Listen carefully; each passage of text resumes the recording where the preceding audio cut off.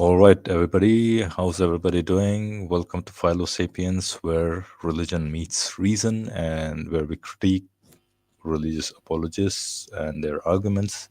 Not religious apologists so much, but their arguments rather. And again, in the stream, we have a few clips that we probably would like to review and see how many we can review and given time frame, basically. So, welcome, Martin. How are you doing? And I'm good. How are you doing? I'm fine. pretty good, pretty good. How's your flu? Cold? You had a sore throat, I think, right? Or so No, not good. that was yourself. I was fine. Oh, you see, I thought you did say something like, No, okay, no, I had nothing. My throat is just right now. It's just a bit phlegmy simply because I had some food. That's it. I've got okay, no issues. right, Just need to clear my throat. That's all. okay, But all no, right, all right, okay. I thought you had. While I was suffering from a little bit of cold and not cold, no, rather allergies, I thought you had the same problem as well. no, no. But you have to be the only one here. Hey, we are not complaining. At least there's someone here, right? And we are not speaking in void. Basically, our voice is not going into the void and reverberating. Basically, so Bilal, good to have you here. And maybe I think probably last time you said that you wanted to come and have a conversation, or maybe in the comment section you said that you would love to come here, or maybe somebody else. I don't know. I'm confusing probably. Any case, what we're gonna do is jump straight into this. I think my screen looks somewhat weird.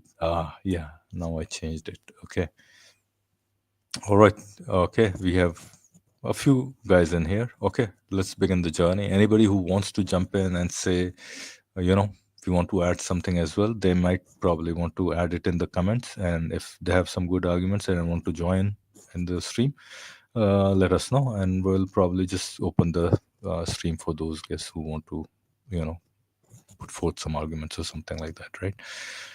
So, without any further ado, I think let's begin. I believe in God, but I don't really have a specific. Okay. What kind of God do you believe in then? Do you believe it's just in a higher power, is what you're trying to say to me? In general, just something that really Created the universe. What about your parents and background? Christian. They're Christian. Okay. So if you believe something created the universe, would you agree with me that whoever created the universe would have to give you purpose as well? Because when you make something, you give it purpose. Like this headphones that you have, the person who made it, the purpose was for you to listen to voice, right? Or sound, whatever sound you want to listen to. So he gave it that purpose because he made it. So if the creator is the one who gives us purpose, then wouldn't you say it's necessary then to have a source of guidance that comes from him? It's true. Right. So you heard about many people who came through our history, messengers of God, right? Moses, Jesus, Noah, Abraham, all of these people, you heard about them. And they all came, they said, we are from that creator that created that universe. And we're here to tell you your purpose in life. We're here to give you guidance. Yeah. All right, right off the bat, I think there's something that I'm pretty sure each one of us here is gonna strongly disagree with. You might have a purpose giver. Maybe you'll think that someone creates something and gives it a purpose. Probably they have made it for a purpose. What he's saying that there have to be a guidance coming from that purpose giver. It doesn't follow, to be honest. I don't think it follows, to be quite honest. So maybe he's wrong, and he probably has projected it to supreme being, and why that God or supreme deity wants to give guidance. Maybe not. I mean, that totally doesn't follow. I think you'll have to put forth some real serious arguments as to why. It could be someone like William Paley's blind watchmaker kind of a god, basically just put forth the clock in motion and it just went away. Doesn't have anything to do with giving the guidance, or it doesn't have anything to do even with the creation, to be honest. Maybe it has even questioning that thing that it has given a purpose doesn't really follow, doesn't require that to that whoever the creator is, whatever the creation doesn't require it to give any purpose to that creation. At least that's my thought. I don't know what Madin's thought is on this. Madin, what do you think? No, yeah, kind of vaguely, yeah. I agree with that, I suppose. creating something. So it kind of makes a general statement that creating something means that if you create an object, create a thing, state of affairs, it generally means that there's a purpose as well. I don't think that's like a fact. It's not like an analytical truth or anything like that, right? If you create, let's think about the concept of creating, right? It generally means there's some sort of deliberation. It doesn't necessarily mean there's consciousness in the self-conscious sense. It could just be like a computer, right? That can create or design things, for example, and it might have a goal to design something in a particular way. That's what we kind of mean. Or it could be a conscious mind. It could be like an animal, like us, and it may create things. For example, it might create an object, right? But is it by definition true that when you create something, it necessarily means that you give it a purpose? No, of course not. I mean, what do we exactly mean by creative? Do we mean actual deliberate design? Then you may think there's some sort of goal or intention behind the creation. But not everything that is created is deliberate, right?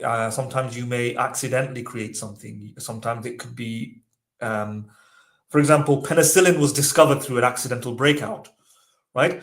There's been many scientific discoveries that were just complete accidents. Did you create something here? Or did you make something?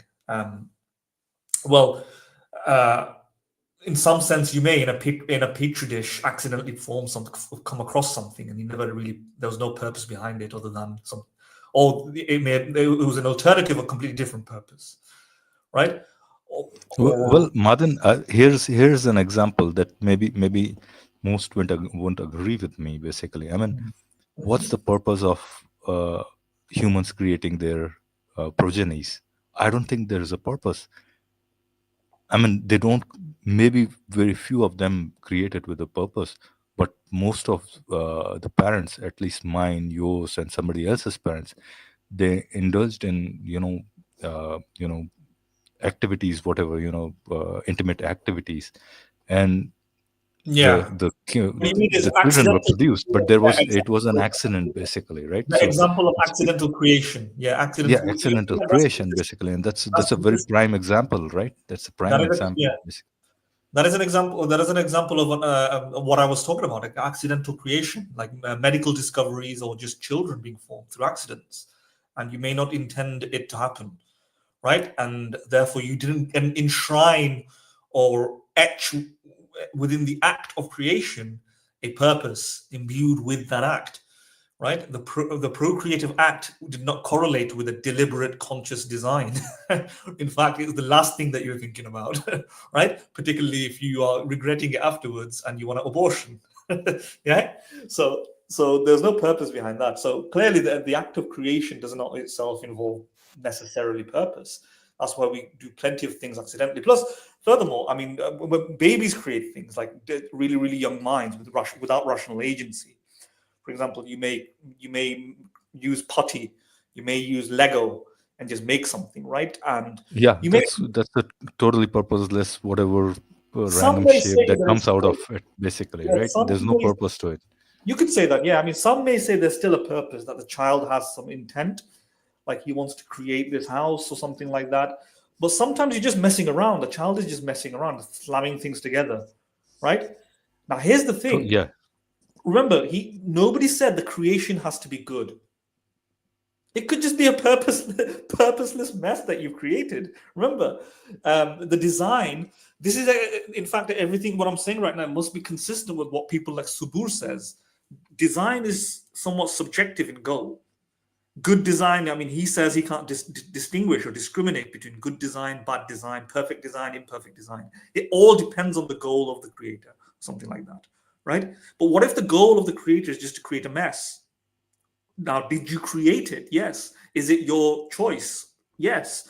But did you have an explicit purpose for it? Not really. You might just put things together. And it's just horrible design. You just, let's say a child just gets crayons and just scribbles over the paper, right? There's no real purpose. There are countless examples of such things, Madan, where there is no, I mean, just a random mutation in your, genes is is an example. Most of these examples would have some kind of accident or here or there, but a theist would probably go on and claim, no, these are not random mutations, but these are, creator or God guided mutations and all those things. They'll just try to. We're talking about maybe like a agent creating it. So in the case of mutations, we don't have any agents, right? Yeah. But there was this guy who tried to claim this. Yeah, you remember our conversation with one such guy who claimed every action is guided by, what was his name? I forgot his name. Probably. Okay. Yeah. Anyways, carry on. So my point is that even the Muslim lantern gives examples from human beings, saying that if you have a creation designing thing happening, then you also simultaneously have a purpose behind it. You imbue it with a purpose. And I'm trying to give counter examples to that, where human beings, agents, do create things, produce things, right? And they're not always deliberate in design. They're accidental, they're incidental, they can be happenstance, they can be an adverse consequence of something else.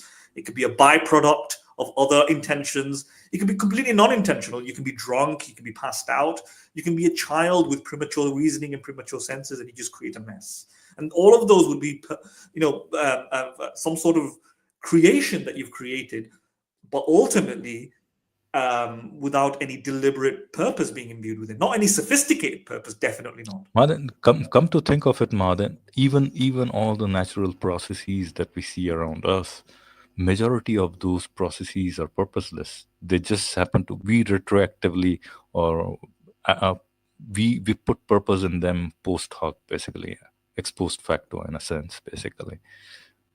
Most of these volcanic eruptions you can take, probably even the quantum fluctuations or decaying of a radioactive atom, these are all purposeless, pretty much. There's no purpose as such attached to them, pretty much.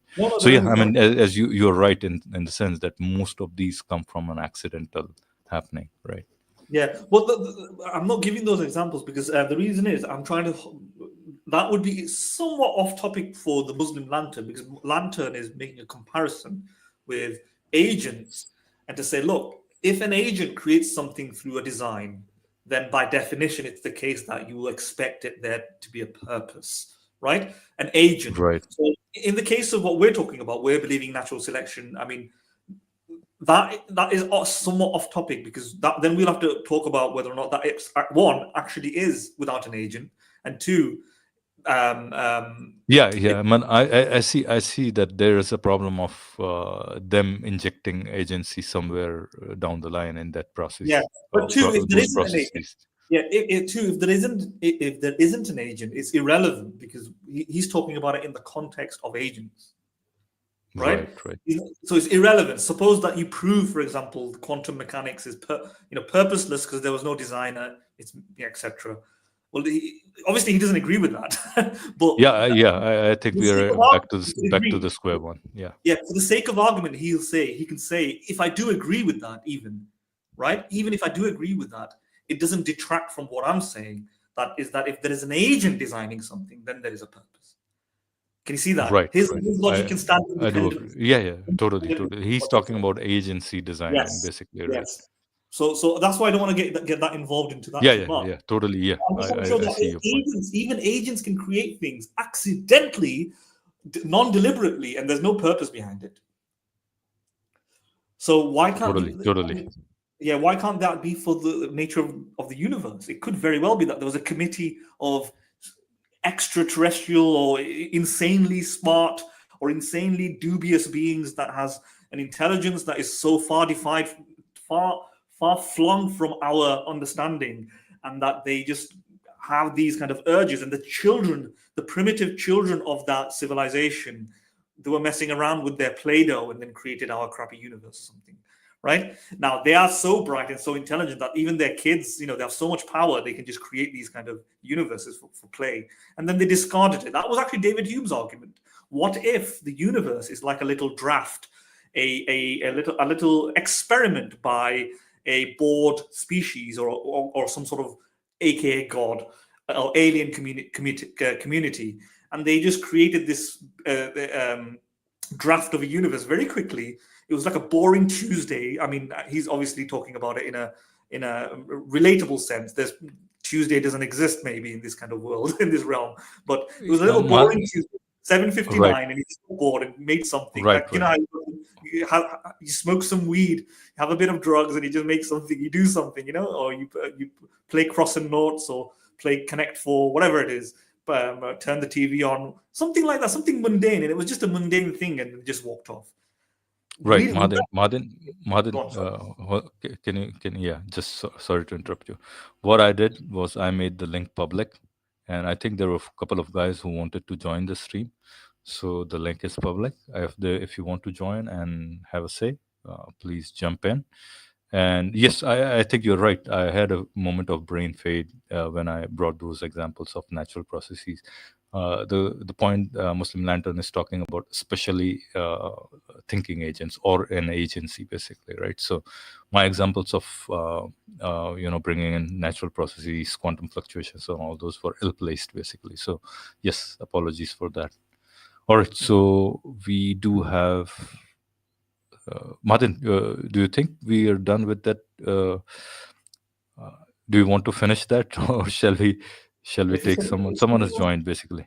If somebody wants to have a 5-10 minute conversation before we go to the next part, then yeah, that's fine. That's okay. Yeah, sure. So let's give about 5 to 10 minutes to Wahadatul Wujood. All right. Hello everyone, how are you? Hello, how are you? I think you haven't joined the stream before, so this is your first time joining our stream, right? This is my first time. Yeah. Have I seen you in other streams? Do you go to these guys? What's his name? Shaji, yeah, and you're right. Yeah, I've seen from there. And you're a pantheist, right? I'm not a pantheist. I believe in the concepts of like Advaita Vedanta and Sufism. I don't follow a religion. But you were born as a Muslim, were you? Yeah, I was born as a Muslim, but I don't follow the complete religion. But I believe that there were some teachings of religions that were later misinterpreted by the humans due to lack of knowledge and understanding of the self. So they just created a god. But I think the teachings of religions are more deep to understand and are fundamental aspects of the reality. All right. So yeah, what do you have for us? Between if you don't want to answer, that's perfectly fine. Are you from the subcontinent? And if so, if you can name the country, that's perfectly fine. If you can't, I'm from a subcontinent, but I later moved on to the United Kingdom. Now I live in the United Kingdom. It's been like 8 months now. Okay. You maybe you and Mahadan can go out for a coffee or something. He's from London. Mahadan? Is he? Mahadan is probably not gonna. Huh? Sorry, I was distracted. What happened? He's from London. I'm from Manchester. Oh, I see. Nice to meet you. Nice to meet you guys. Where are you from? I'm from London. I just recently came here, like 8 months. Yep. Oh, see. Yep. All right. Oh, okay, go ahead, Martin. You have a question? You were asking something, right? Yeah. Do you have a question or anything that Yeah. My question is that this channel is like for atheists, or what is the motive of what we are here discussing? I think there's. I mean, you're asking about the purpose, aren't you? Yep.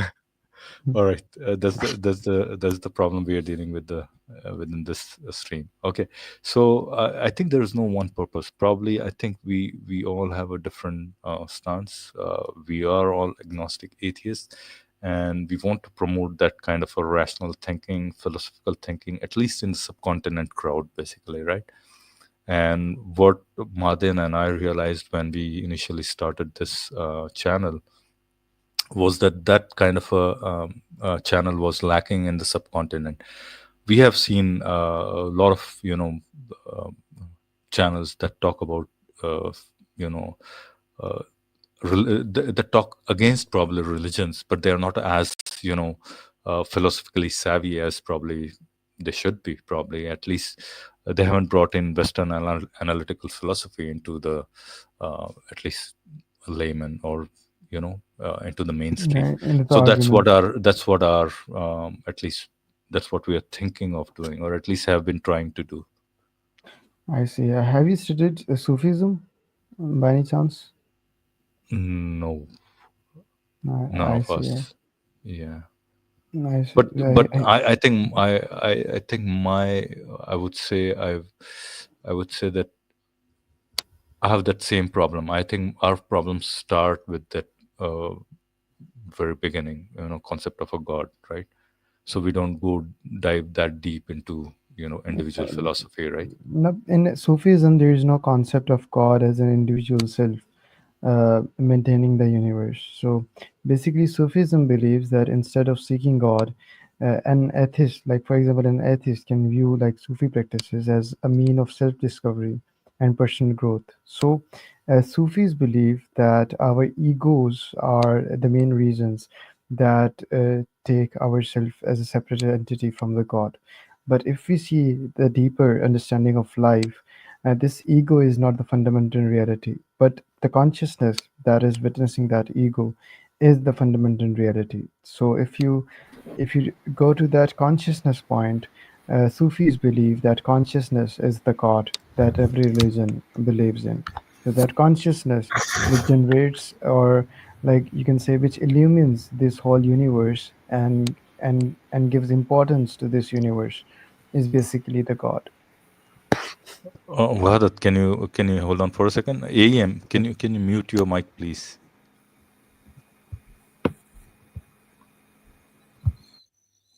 Yes, thank you. Or carry on. Yep. So Sufis believe that every person in this world is God. Every particle of this universe is God.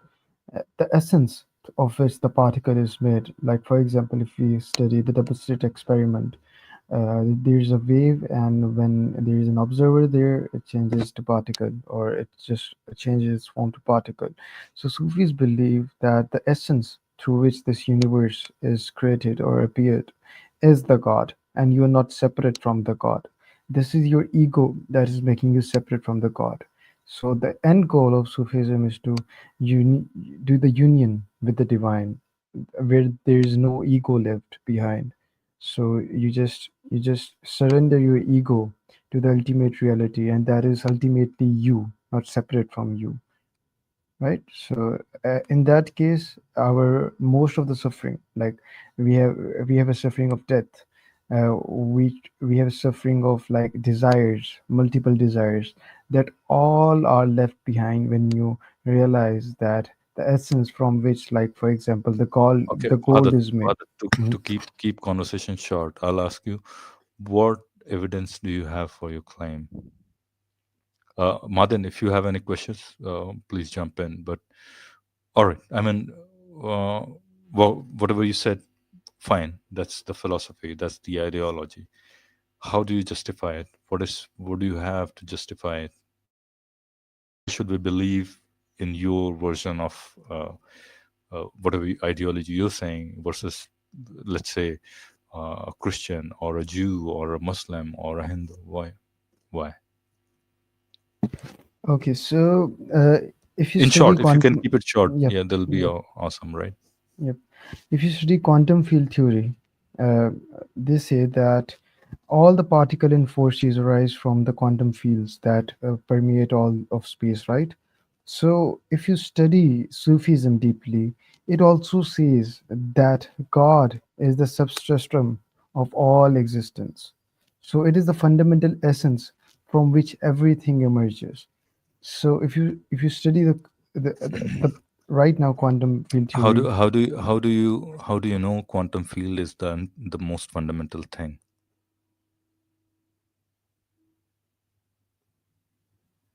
Hello, can you hear me? yep. So you're asking for the evidence of the importance No, of QFT. right now, as we see, we don't even have unified theory, basically, of physics, basically, right? Mhm. But in our understanding, we have that okay, quantum fields are likely explanation. How do you say that that's the most fundamental particle? And because if that falls in place, that becomes then probably your hypothesis about Sufism may have some credence. But I don't think any physicist as of now, as much as I know, talks about that as a fundamental truth. Yeah, I agree that the QFT is not the most fundamental thing, but I believe that it is the best current scientific Yeah, framework it's current, for. but Yep. then we don't have a grasp on quantum, any of those quantum realm pretty much, right? So any theory Right. that is dealing in that realm is very highly speculative. I mean, the people who are working in the core and heart of it, the loop quantum gravity guys, or the string theory guys, or the cyclical cosmological, what is Roger Penrose's theories, right? Conformal cyclic cosmology, right?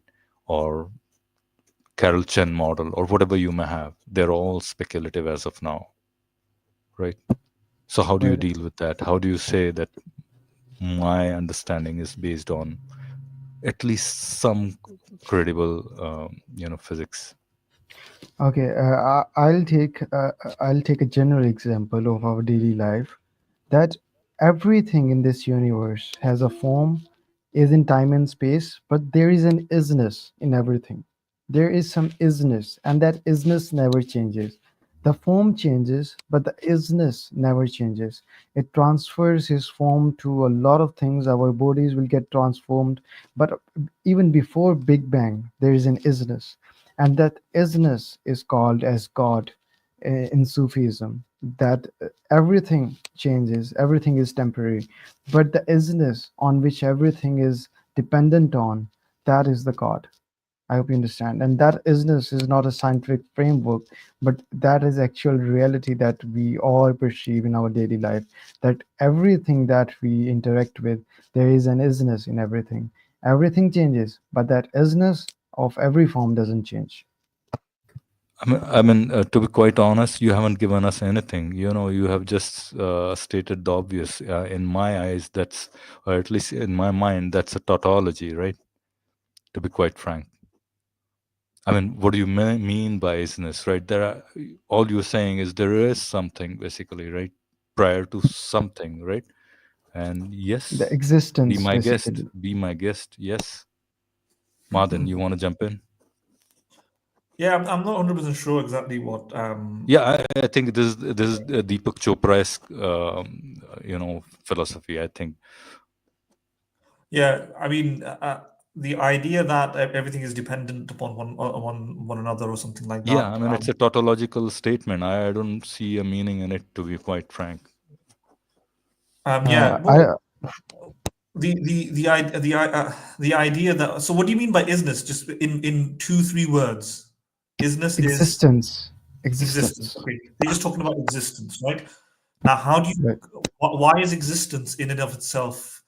So, how do you define God without using the word God?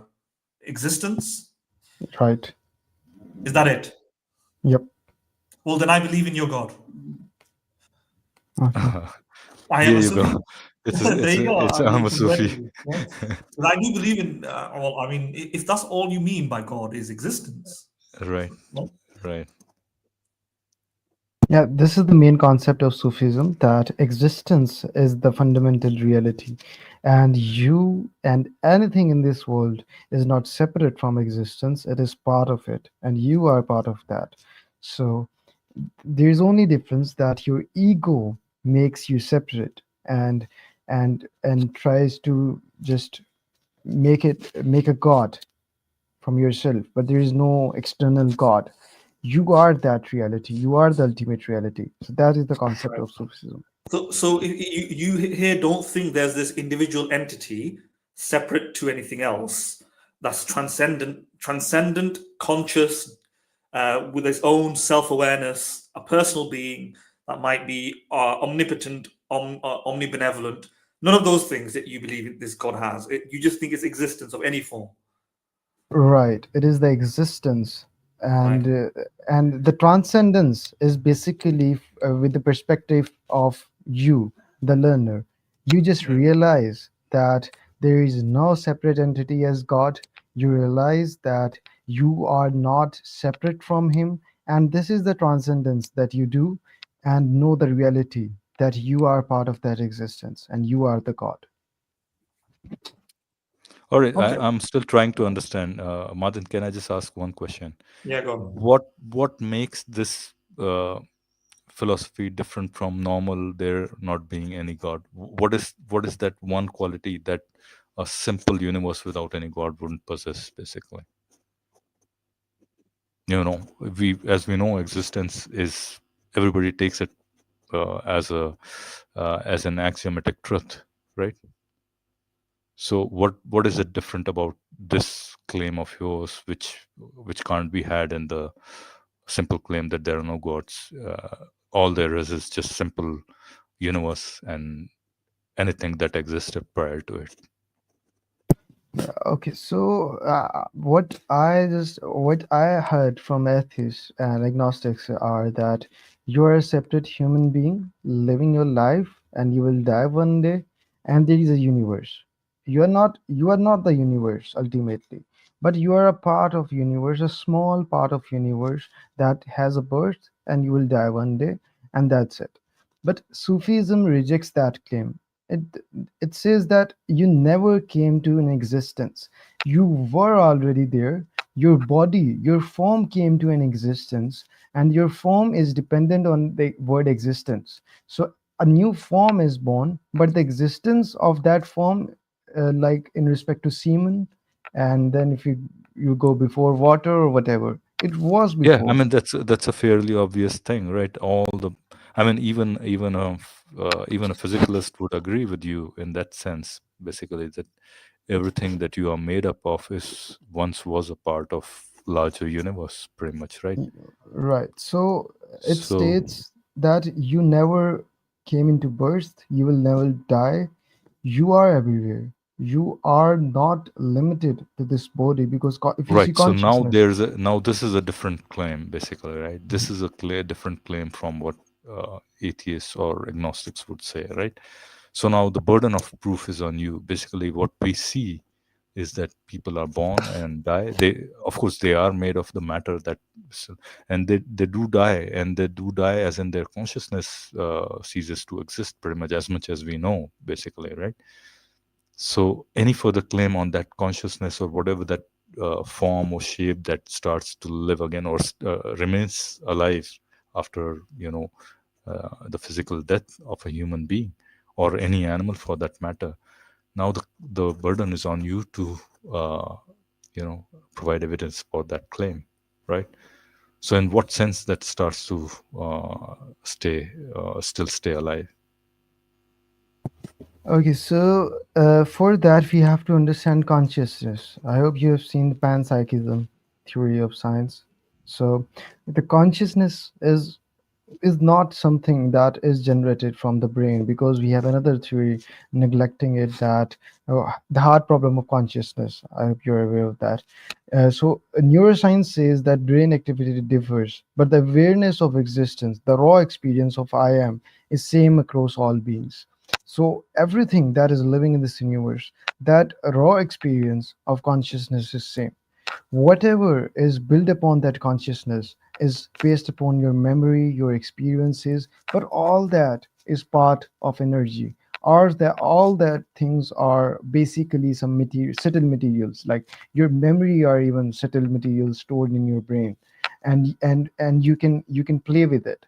But if you see consciousness, science is still confused that how the brain, the hard brain, is generating consciousness. So Sufis view brain just like panpsychism, just like an antenna that is that is just like taking the consciousness into the mind, and you are aware. So brain is like an antenna that biology has given, and you are taking the consciousness. That is all there in the See, you universe. have made a lot of claims, and you have provided scant little evidence for those claims, by the way. Madan, would you like to jump in? And Yeah. Yeah. So So let me just clarify something. Do you, when you say you existed before your body, do you mean your consciousness existed before your body, or do you mean something else by that? We believe that there is no you and my consciousness. There is one consciousness that is in all of us. That you, me is the ego. Right. And you believe that this always existed. This is just That one. Yeah. that consciousness always existed, but the instruments to perceive the consciousness, like the living organisms, the brain, that developed through the Big Bang. But the consciousness always existed. The pure Right. consciousness. Right. Okay. So and why should we think that again? The reason we should think consciousness always existed is because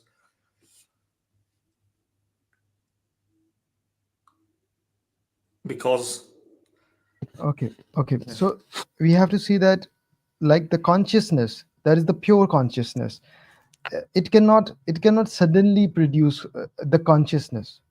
For example, a rock never becomes aware by itself, but we experience awareness now. Have you seen it? The rock, How long have you observed a rock the never rock. becoming a conscious? Yeah, it's been all How like long have you observed a rock not becoming conscious? I never seen a rock becoming conscious. No, yes, but how long? Have you given it enough time? Yep, I have. Okay, how long was that? How many years? How Like many gazillions of years did you spend on it? no, I'm just finding it funny. Sorry. All right. It's just- Okay. All right. Go ahead. Carry on. Sorry. okay, so if you see that everything that begins to exist must have a cause, according to science. But if consciousness had a beginning, what caused it? Like a non-conscious cause cannot produce consciousness, according to hard problem of consciousness. Like the material brain cannot produce consciousness, a subjective experience. And if you see the concept of time in deep sleep, or like time disappears, but when the awareness remains, time disappears for the subject. So this means that time is relative to the mind, but while the pure consciousness, that is beyond time. Right. All right. So Whenever let's give some comments on that then. Okay. Now I've got a bit better understanding of what you're arguing. Is that you think that the hard problem of consciousness is a good argument against the difficulty of trying to get consciousness on physicalism, and therefore consciousness should precede physics or something like that, or should be detached from, dissociated from physics. It's not caused by physics, and therefore consciousness, that gives some grounding for the maybe the existence of disembodied minds, or in your case, a disembodied mind, a connected mind, unseparated, undifferentiated mind, or something like that, right? Regarding what you raised regarding the hard problem of consciousness, I would say the most philosophers right now in the philosophy of mind, they don't think they do think there is a hard problem of consciousness, but they do think it is the best explanation to resolve it is not the way you resolved it, but the best explanation. I think about 70%. I'm not saying popularity wins the day, by the way. I'm going to give the reasons why in a minute, but also I want to support it by the fact that most philosophers who are experts on the field, who are also cognitive scientists, neuroscientists, they think 70% of them, they think that there's a physical cause for it, most likely in the brain. In other words, brain-mind connection, brain-mind dependence is an accepted fact today. Why? Because what you said is that you can't get consciousness from non-conscious. That's one of the main points that you mentioned, and I understand what you're trying to mean. You can't get emotions from physical things. Emotions have no size. They don't have any weight. They don't have any dimensions. They don't have any properties. They're not atomic. They're not made out of molecules or atoms, etc. So how could molecules produce feelings like anger and sympathy and pain, right? Therefore, they should be separate. But the thing is, I'll give a few objections to that. One, the first objection to that, the hard problem of consciousness is that it's there's too many people on the screen. It's telling me, by the way. Philo, are you getting that?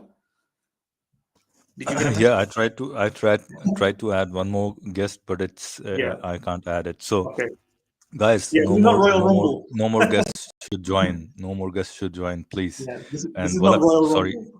You know Walak, Royal Rumble? sorry. Anybody knows the reference to Royal Rumble? I don't think anybody's a wrestling fan Yeah. here.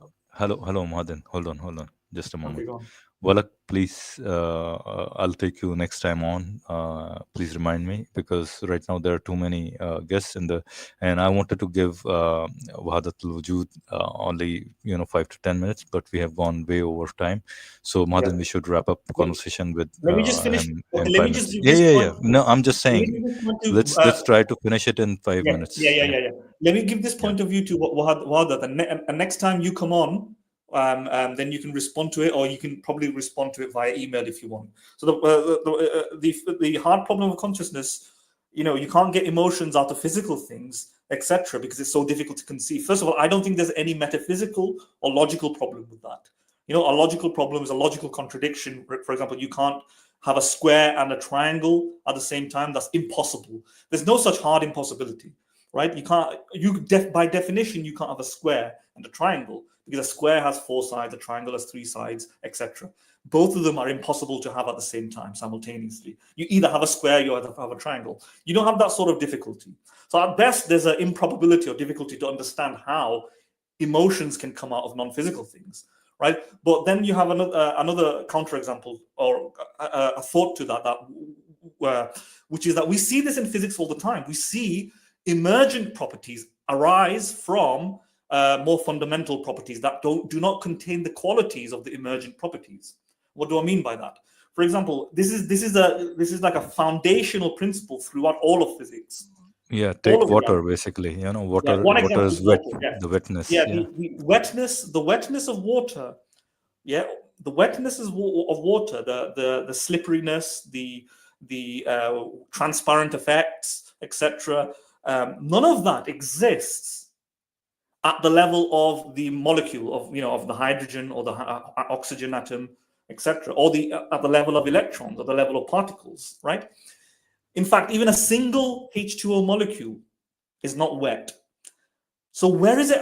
So if it was the case, your principle is this: if the qualities don't exist at the beginning, then it can't arise at the top. In other words, if the brain doesn't contain emotions, or if atoms can't contain emotions, molecules can't contain emotions, then altogether, when it's structured as a brain, it can't give rise to a mind full of feelings. But I say that is contradicted elsewhere, like in the case of the water, which is just one phenomena out of countless billions, right? Where at the atomic level, at the physical level, there isn't any wetness. But when you add the atoms together, then you form multiple millions of billions of molecules. Remember, maybe even 10 molecules of water isn't wet. But when you have a constellation of uncountable constellation, that's when wetness arises. Therefore, it shows that you can have qualities and effects that does not exist on the micro level, but on the macro level it can come. Qualities that in the micro state it was not present at all. So you can get things that are not present at the bottom that can arise at the top. And therefore, I don't think there's any philosophical conundrum there, right? It might be counterintuitive, but it's not like by principle it's impossible, because you can have emergent properties arise from more fundamental states. You can have from a collection of neurons, you might have a mind that arises. Can I just counter Mahadin for the water example? Philo, it depends on Philo. Philo, would you be able to? Wahadat, so what we set out to do, can you finish it in 2 minutes, maybe 1 minute? Because I know it's gonna go to and fro once it starts, right? I think we should, because Wahadat has already spoken too much. Yeah, just 2 minutes. Yeah, 2 minutes. 2 minutes. That's it. Yeah, the reason I say so is because it's just going to trigger a debate.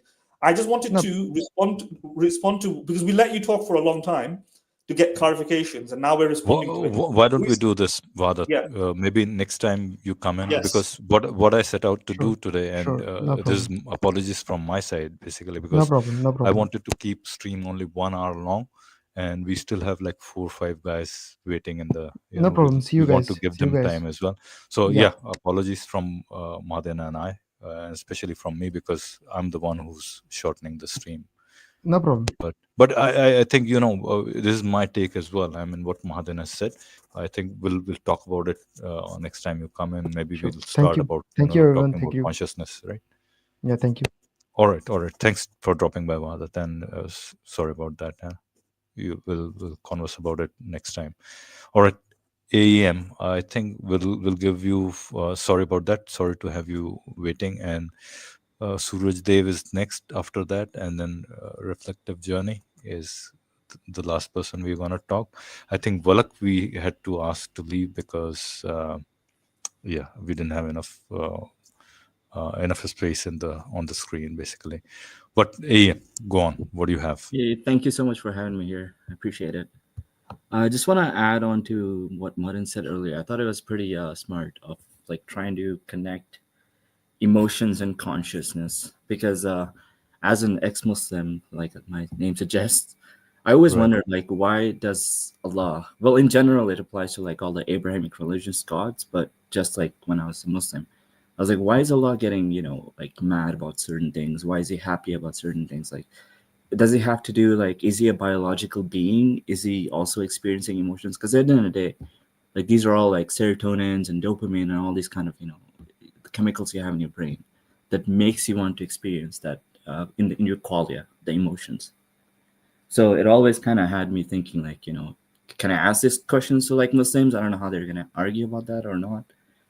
But yeah, sorry, I just wanted to add on to Yeah, that. yeah. I know these questions. I mean, when you take them to these guys, apologists, they have some serious. They have to make some seriously twisted answers, Oh basically. yeah, Or they their don't mental gymnastics just never mental end. gymnastics, right, and whatnot, basically, right, right. Yeah, no, I Your basically accent suggests, by the way, that you are from. I think Reflective Journey drop. Okay, so Reflective Journey, probably, if you want, you can join next time.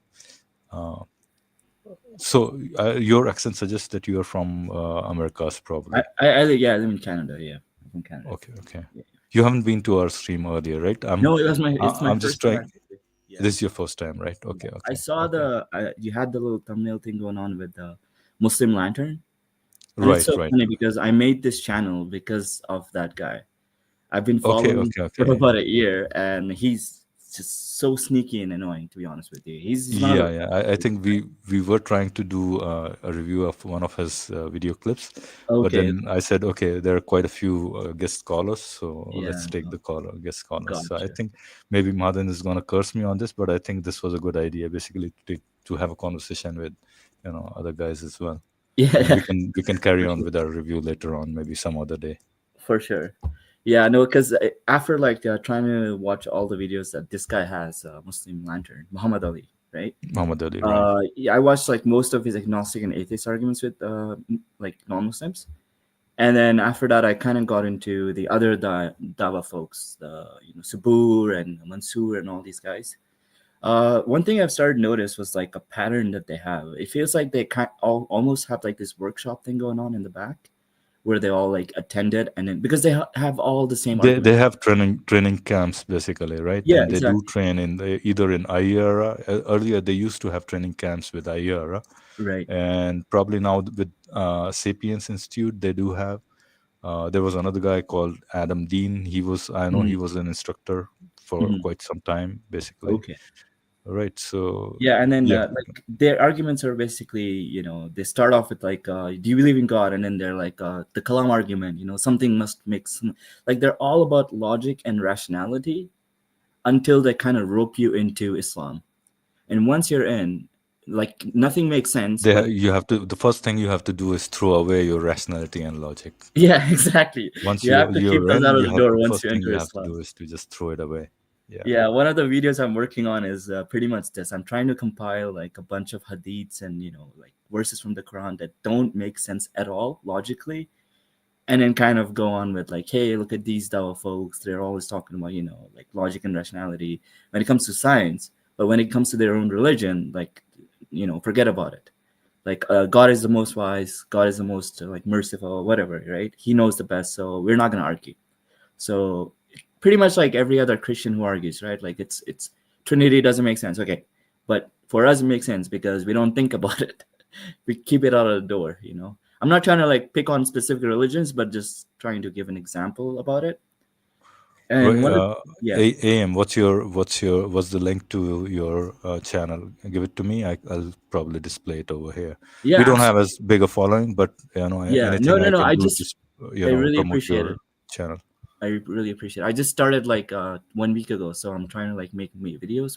Yeah, you're more than welcome to come here whenever you want to. You can post it on the I would comments, and I'll try to highlight it as much as I can. We don't have a big following. We're also looking to break that scene, but it's tough basically. When you are a deep philosophy channel, then that's what the that's the curse. That's a curse basically, in a sense.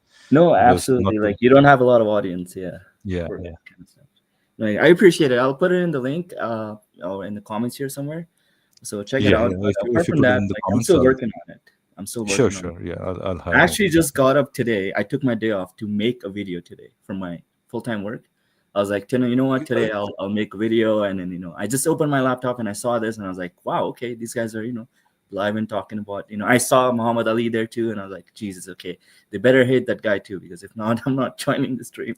Yeah, I think I told Madan when at the beginning of the stream, just before we started the stream, and I said I'm gonna keep this thumbnail for a while, because this kind of gives doesn't matter whichever clip we are reviewing, it's gonna be one of these guys basically. Okay, I see. So is this like a weekly thing you guys do, or is this like a? Yeah, I think we try to keep it weekly. We sometimes do it, just randomly as well. Yeah. But it depends on when we get a chance. Basically, all of us have. I mean, there are 4 on our channel, 4 guys, and all of us are busy, with work and regular jobs and stuff basically. So whenever we get a chance, then we do a stream basically. So we try to do one Hindi Urdu stream and then one English stream. I don't know, do you is your background from the subcontinent? I mean, your ancestry traces back to the subcontinent, or I wouldn't say yes or no, just because I'm like in the middle of keeping this anonymous, but I will let you know once if okay, we ever no worries. No, perfectly fine. Perfectly fine. Okay, and sorry, and one other questions I wanted to ask you: do you, from like a philosophical point of view, have any rebuttal for the Kalam cosmological argument? Yeah, I mean there are quite a few responses to Kalam cosmological argument basically.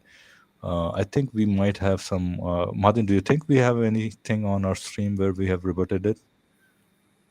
Not specifically. Do you remember? No, I don't think. I think we sporadically commented on many aspects of it. Yeah, maybe we should do KCA stream. I think I wanted to have Dan Lenford on, and I told him, and he said he agreed to come on the stream. And since then, we haven't done that. So we should do that. I think he's one of the premier most, what do you call, critique of KCA basically, in terms of philosophy and as well as science. So I don't know who, if you haven't heard of Dan Linford, just Google his name. He's done his PhD in philosophy of science, and now he's, I think, teaching in one of the universities in the US. Okay, gotcha. Because I did come across a bunch of people who tried to argue with like different arguments. I think it was like 1 or 2 only with these, Dawa folks. But it somehow always goes back to, why does it, stop at Allah? Why is there no one else, right? There's one more channel that you'll really like, and that's Phil Halper, basically Skydive Phil. If you haven't seen that channel, a must channel for KC. I think he has tons and tons of material on Kalam cosmological argument. Gotcha. And then just last question that with the first video I ever put was on predestination and free will. And I just want to take your, what's your guys' take on it? Because I tried to take a unique perspective on kind of getting this apart. But I don't know. There have been, Martin is going to be a better person to respond to it. But my take is that I find that that whole argument to be not persuasive, basically. I find flaws in it, basically. That's my simple answer.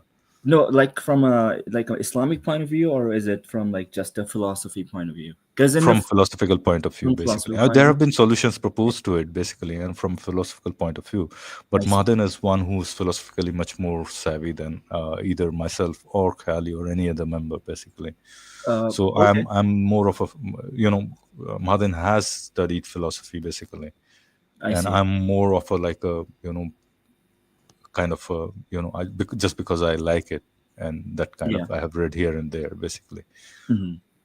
But So what's your like personal take, if I may ask? Feel free to like don't answer it, but just kind of no, I said I find it absurd. Basically, yeah. predestination and free will don't go hand in hand. In our Hindi What streams, Hindi Urdu streams, we have. would you? Yeah, would you be able to quickly summarize what issue you have with it? Are you From like asking me, basically? No, no, I not mean, not Philo. I'm asking. AEM. Yeah, Okay. AM. Yeah. I see what I did on my video was from I didn't put any personal views, but I did put the views with regards to Islam, because Islam does claim that you have free will, and at the end of the day, you also have everything's predestined, right? Allah has written down everything in Lohe Mahfuz, I believe it's called, and everything's gonna happen according to Him. You have no say into that. So, like earlier, as he was saying, like they don't go hand in hand. Clearly, there's a big contradiction. But then the Dai folks, they also say like, oh, we believe in collaboratism or something like that. That they somehow like work together and they believe in it.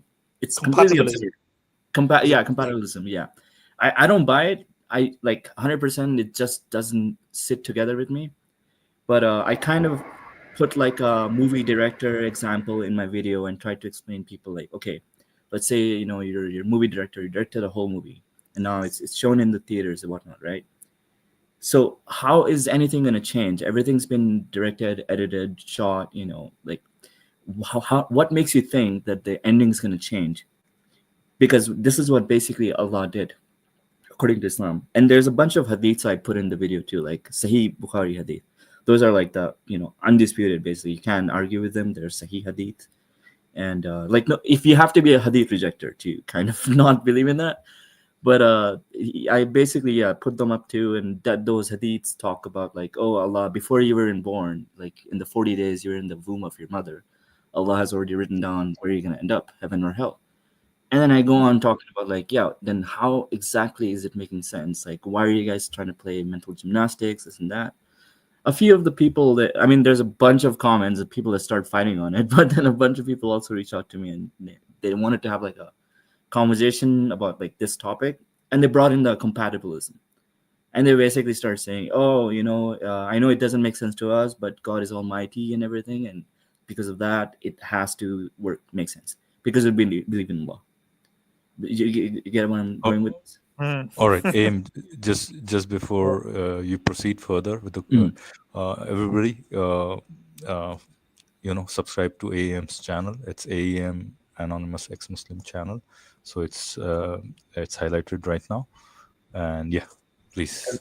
I just want to make sure that this kind of reaches the Muslim, like part of the, YouTube, because my aim, well, no pun intended, but my aim is not to like kind of get a YouTube channel started and this and that, but it was just like getting to me to a point, because my family is really religious, okay, and because of that, it has become really hard for me to kind of integrate with the whole system when I go back home, and because of that, it just kind of messes things. Like I don't feel the same way with the family, and then I see a different ex-Muslims, they're also feeling the same way. So now I'm like, okay, the problem is not, it's like people, it's the Islam. People who believe in Islam, it's not their fault. Like they just kind of born into it, they grew up into that.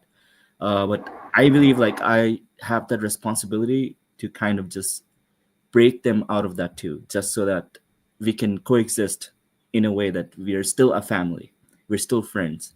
Because I'm pretty sure like a lot of Muslims you speak to or ex-Muslims, they'll say like, oh, I had a friend of like 20 years, 10 years, and he won't talk to me anymore, and it's at the end of the day, it all comes to like Islam.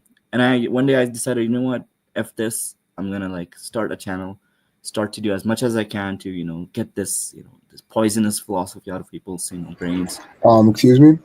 Just sorry to interject with your little monologue, but I just wanted to add that I'm also a Muslim. So you were just saying you wanted to speak with the Muslim part of the world. So give me what you have, your best argument against Islam. What I, is what is your problem against Islam? What is I think I was just one of the examples I gave. I was just talking about it, like free will and yeah? predestination. Okay. What do you have against that? If I may? What's your argument? Well, because Islam says you have free will, and then everything else is like predestined to begin with, right? Nope. How would you fit That's these two incorrect. things? Is that so? Okay.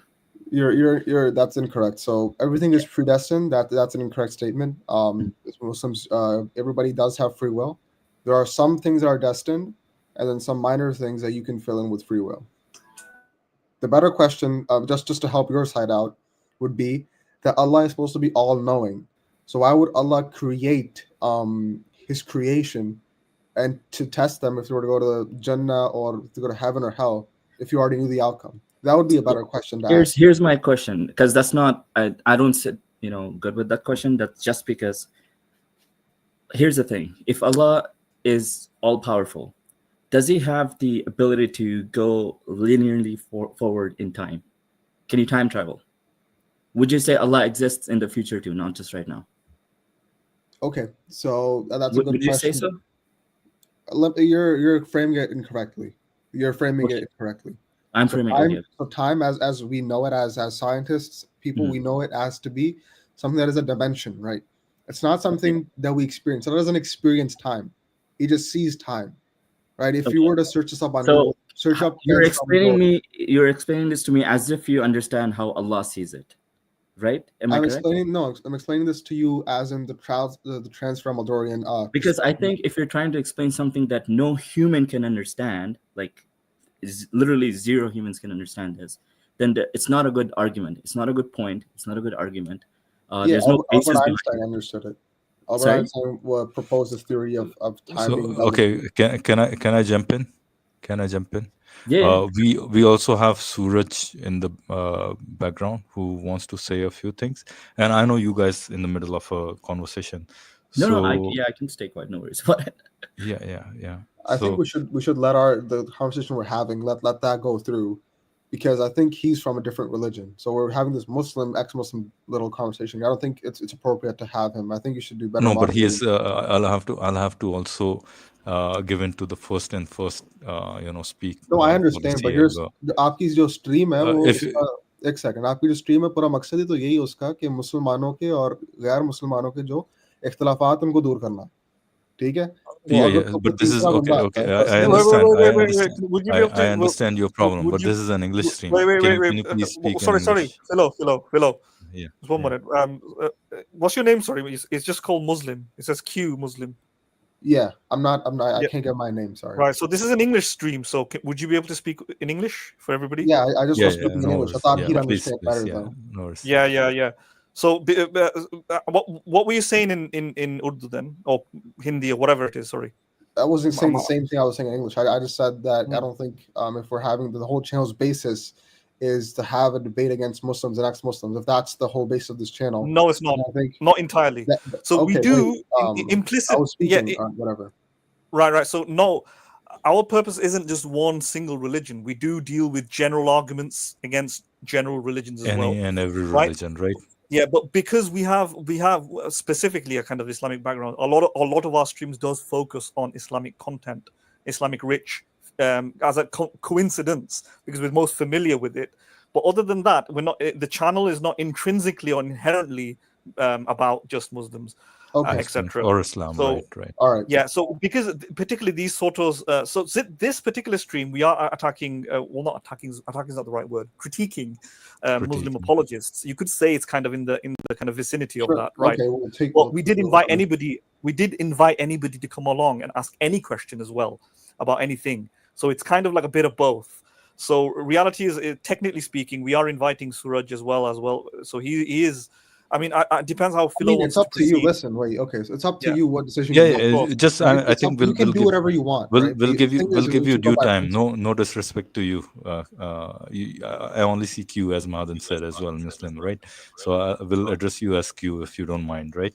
Sure, but whatever. Yeah. we'll definitely take up that conversation as well. And I particularly didn't want to interrupt you, and especially, in Okay. I fact, mean, I I just think also it's wanted to unfair that jump we're in. having this But let's hear conversation. from Suraj for a bit and see if his if we can give him a little bit of time and maybe get back to the conversation you guys were having. Is that okay? Yeah, no With worries your at all. permission and AM's permission, right? Yeah, I'm okay with All that. right.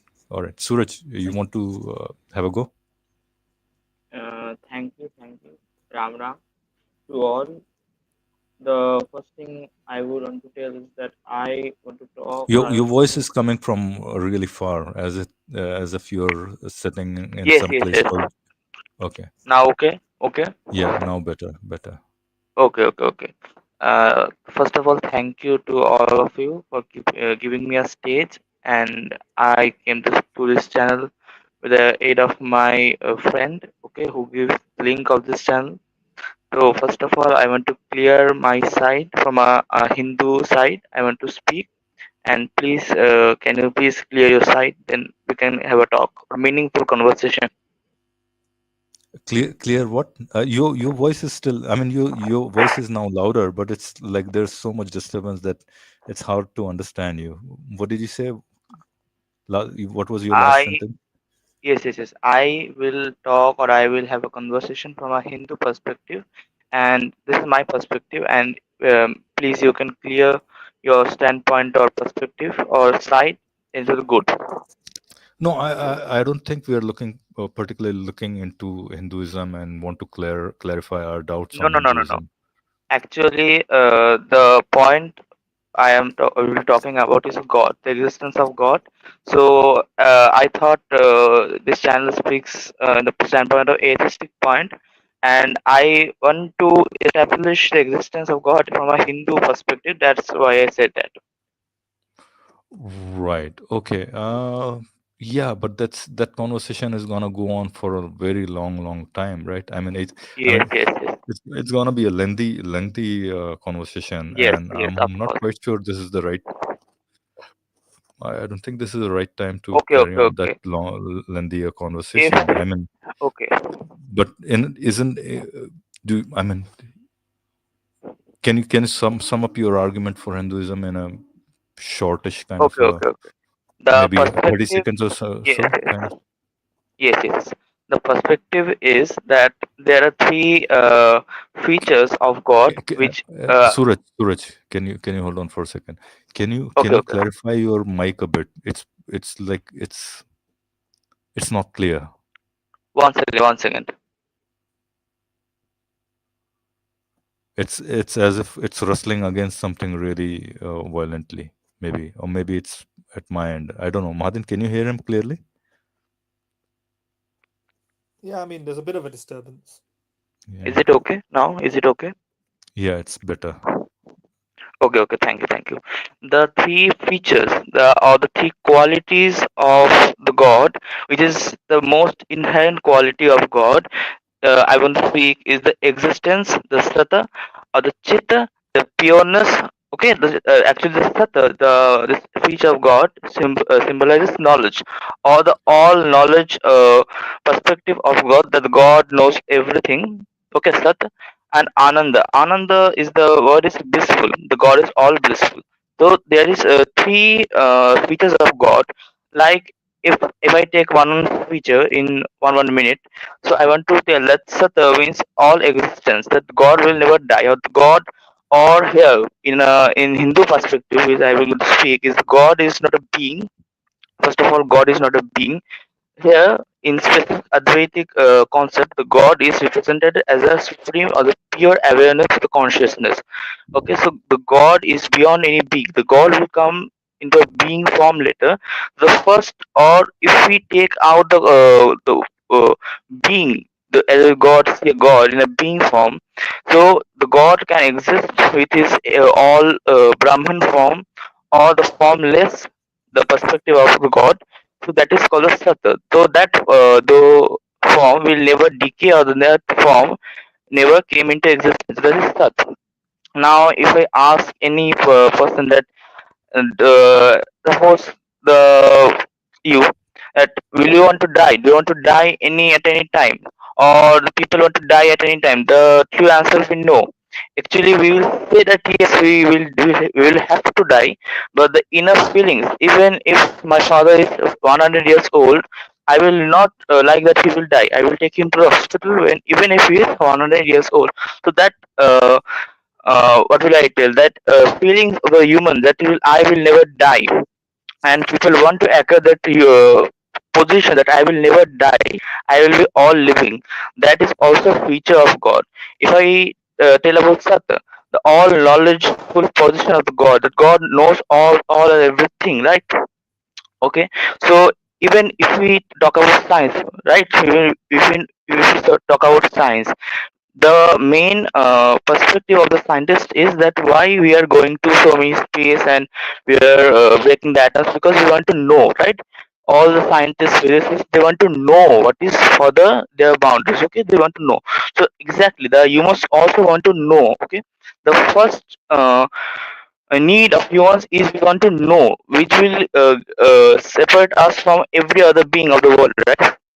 So that perspective of the human is Sat, which is present in God. So we want to know everything, right? We want to know everything.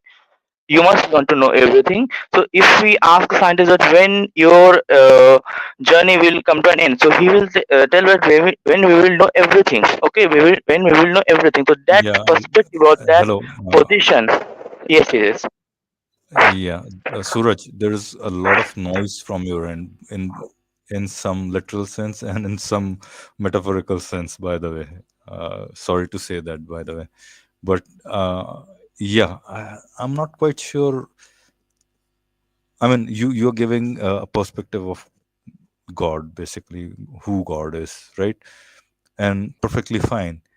What we are looking for is what evidences do you have for that, right? And you Exactly, haven't exactly. given, yeah. So The yes. for now, what I'm gonna do is, yeah, and also it's since it's very hard to listen to you. Uh, I'm not quite sure. We should maybe you want to drop by in some other stream and carry on with the evidences. Basically, what we are looking for is okay. There you have a definition, perfectly fine, but uh, you know, provide some evidences. Why should Okay, okay, somebody okay. believe in it My rather than in yes. Islam or in Christianity or No, no, no. I what you will may not have? keep. Yes, yes. I will not keep any belief. At the end of my statement, you will understand what I am trying to say. That's why I wanted to just complete my whole sentence. Then Yeah, you but will then understand. I can't allow you to speak for 10 minutes while others are getting bored. By the way, right? And okay, okay. If the problem is of time, then you can give a separate stream or separate time. I don't have any problem.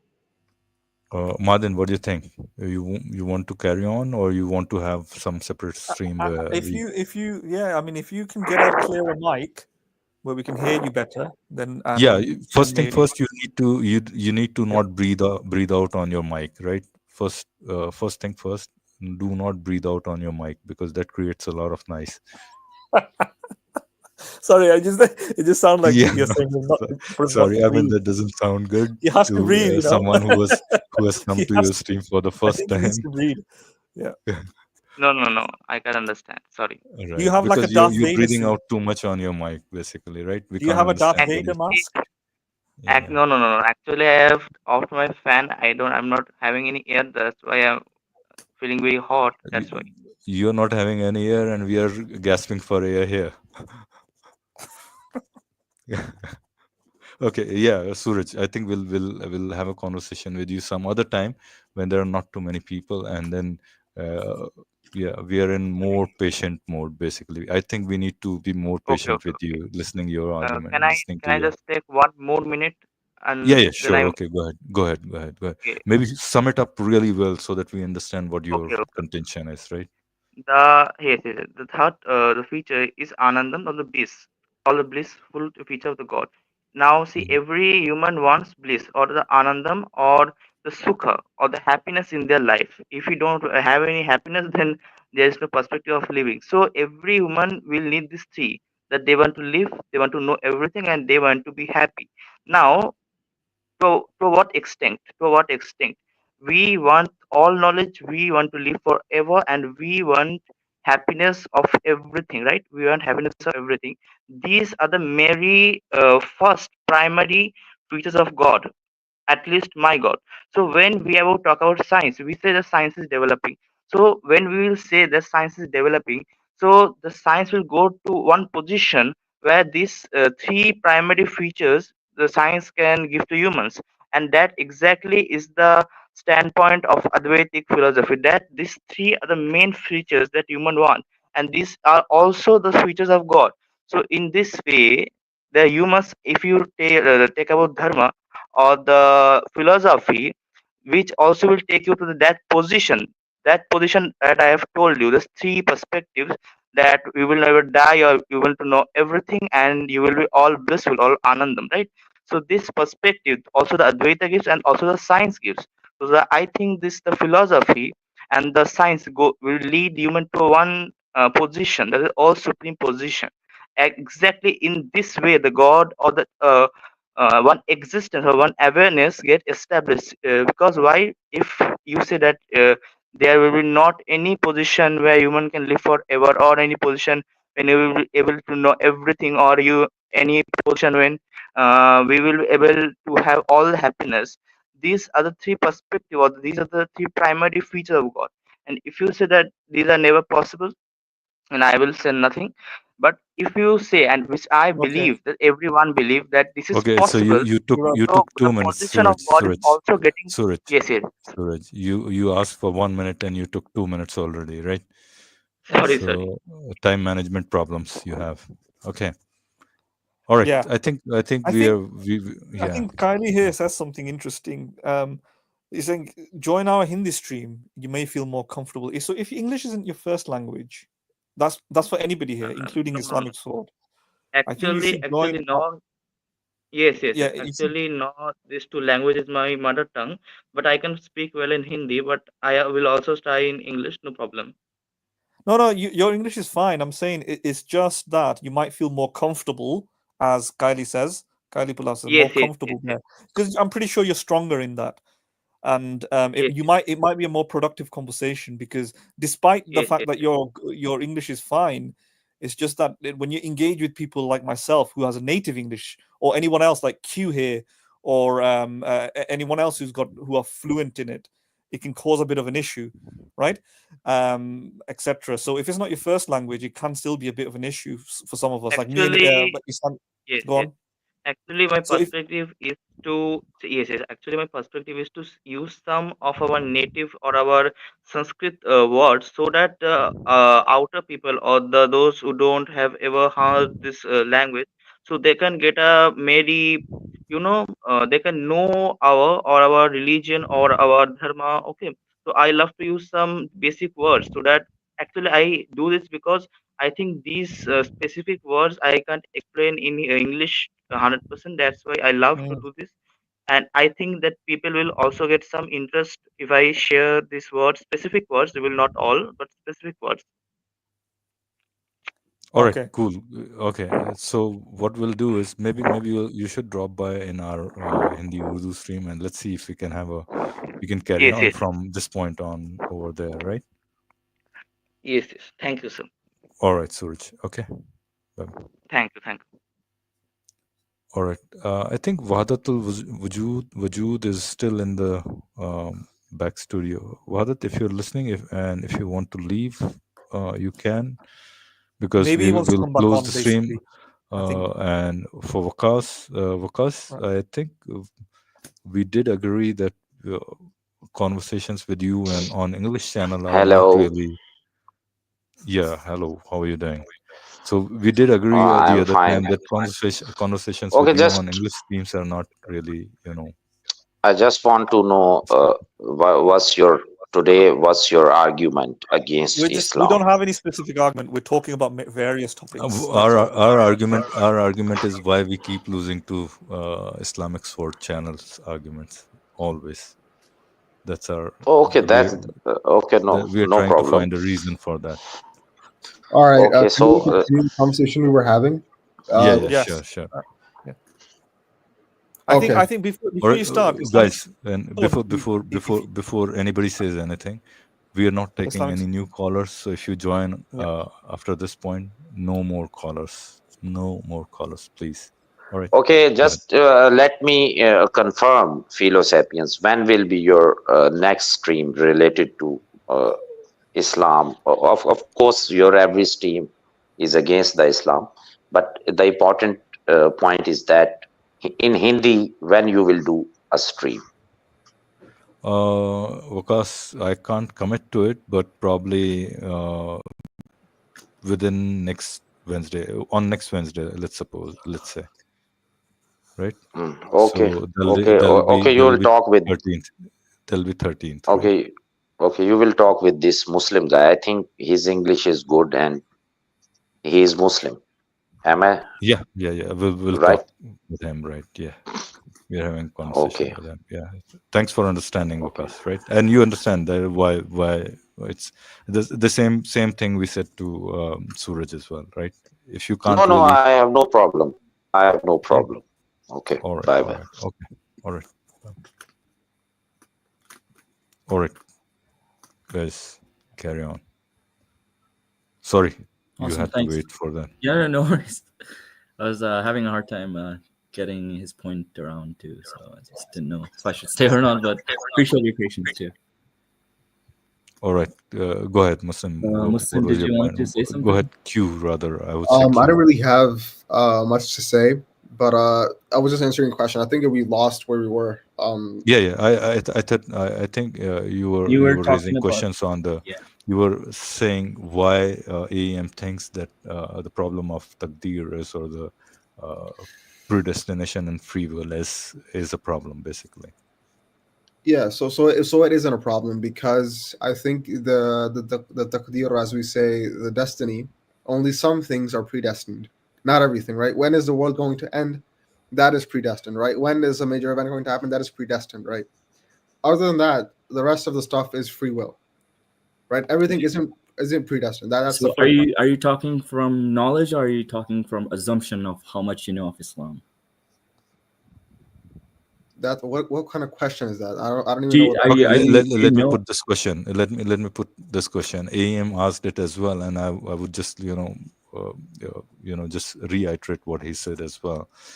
And I know for a fact as well, there are quite a few ahadith that say that when a person is born, there are 4 things that are written for him: who he's born to, how long he's going to live, and whatever, right? Whether he's going to go to Jahannam or Jannah, basically, right?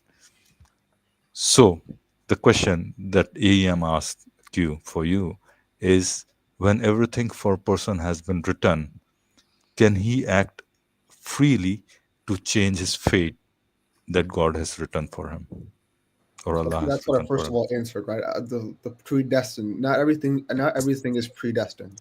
You don't know of those, so you reject those. I do know of the You hadith, reject those. but You reject those hadiths that say that. sorry. Right? So let me restate. There's no hadith that says everything you do is going to be written down. That's already predestined. There might be some hadith that might talk about Let's who are you. even if it's limited. Let's talk about somebody going to, let's say, Mahadan, right? It's written for Mahadan that Mahadan will end up in hell. Can he act freely to change that? Okay. Does he have free will regarding his fate? Yes. Okay. That's what I'm saying. Free will is always there. Free will, you can experiment, right? It is, you have free will. So he can change Allah's knowledge about him going to hell. Allah's and he knowledge can enter is heaven. going to remain the same. He can enter heaven. Right. So he for can example, enter heaven and fool Allah, basically, Allah's knowledge. Right. So that's what a good question, right? That's the good question to ask. So Allah has knowledge of everything, right? Allah knows where an individual is going to end up. But keep in mind, that doesn't change anything what we do. Do you know what Allah has destined for you?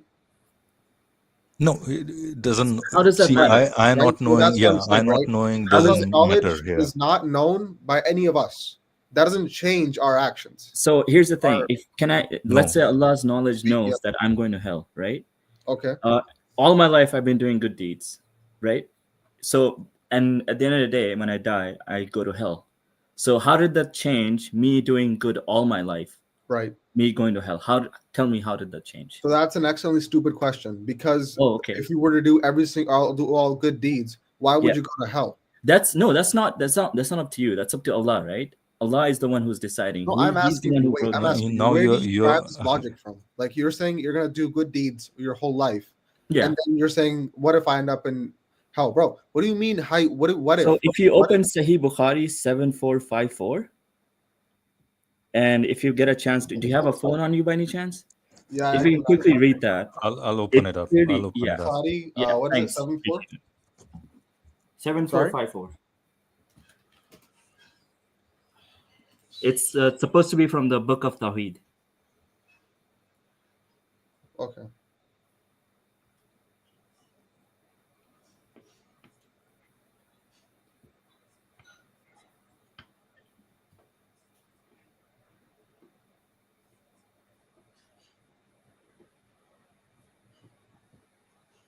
All right, I'm bringing it on the screen right here. Can you see it? Yep.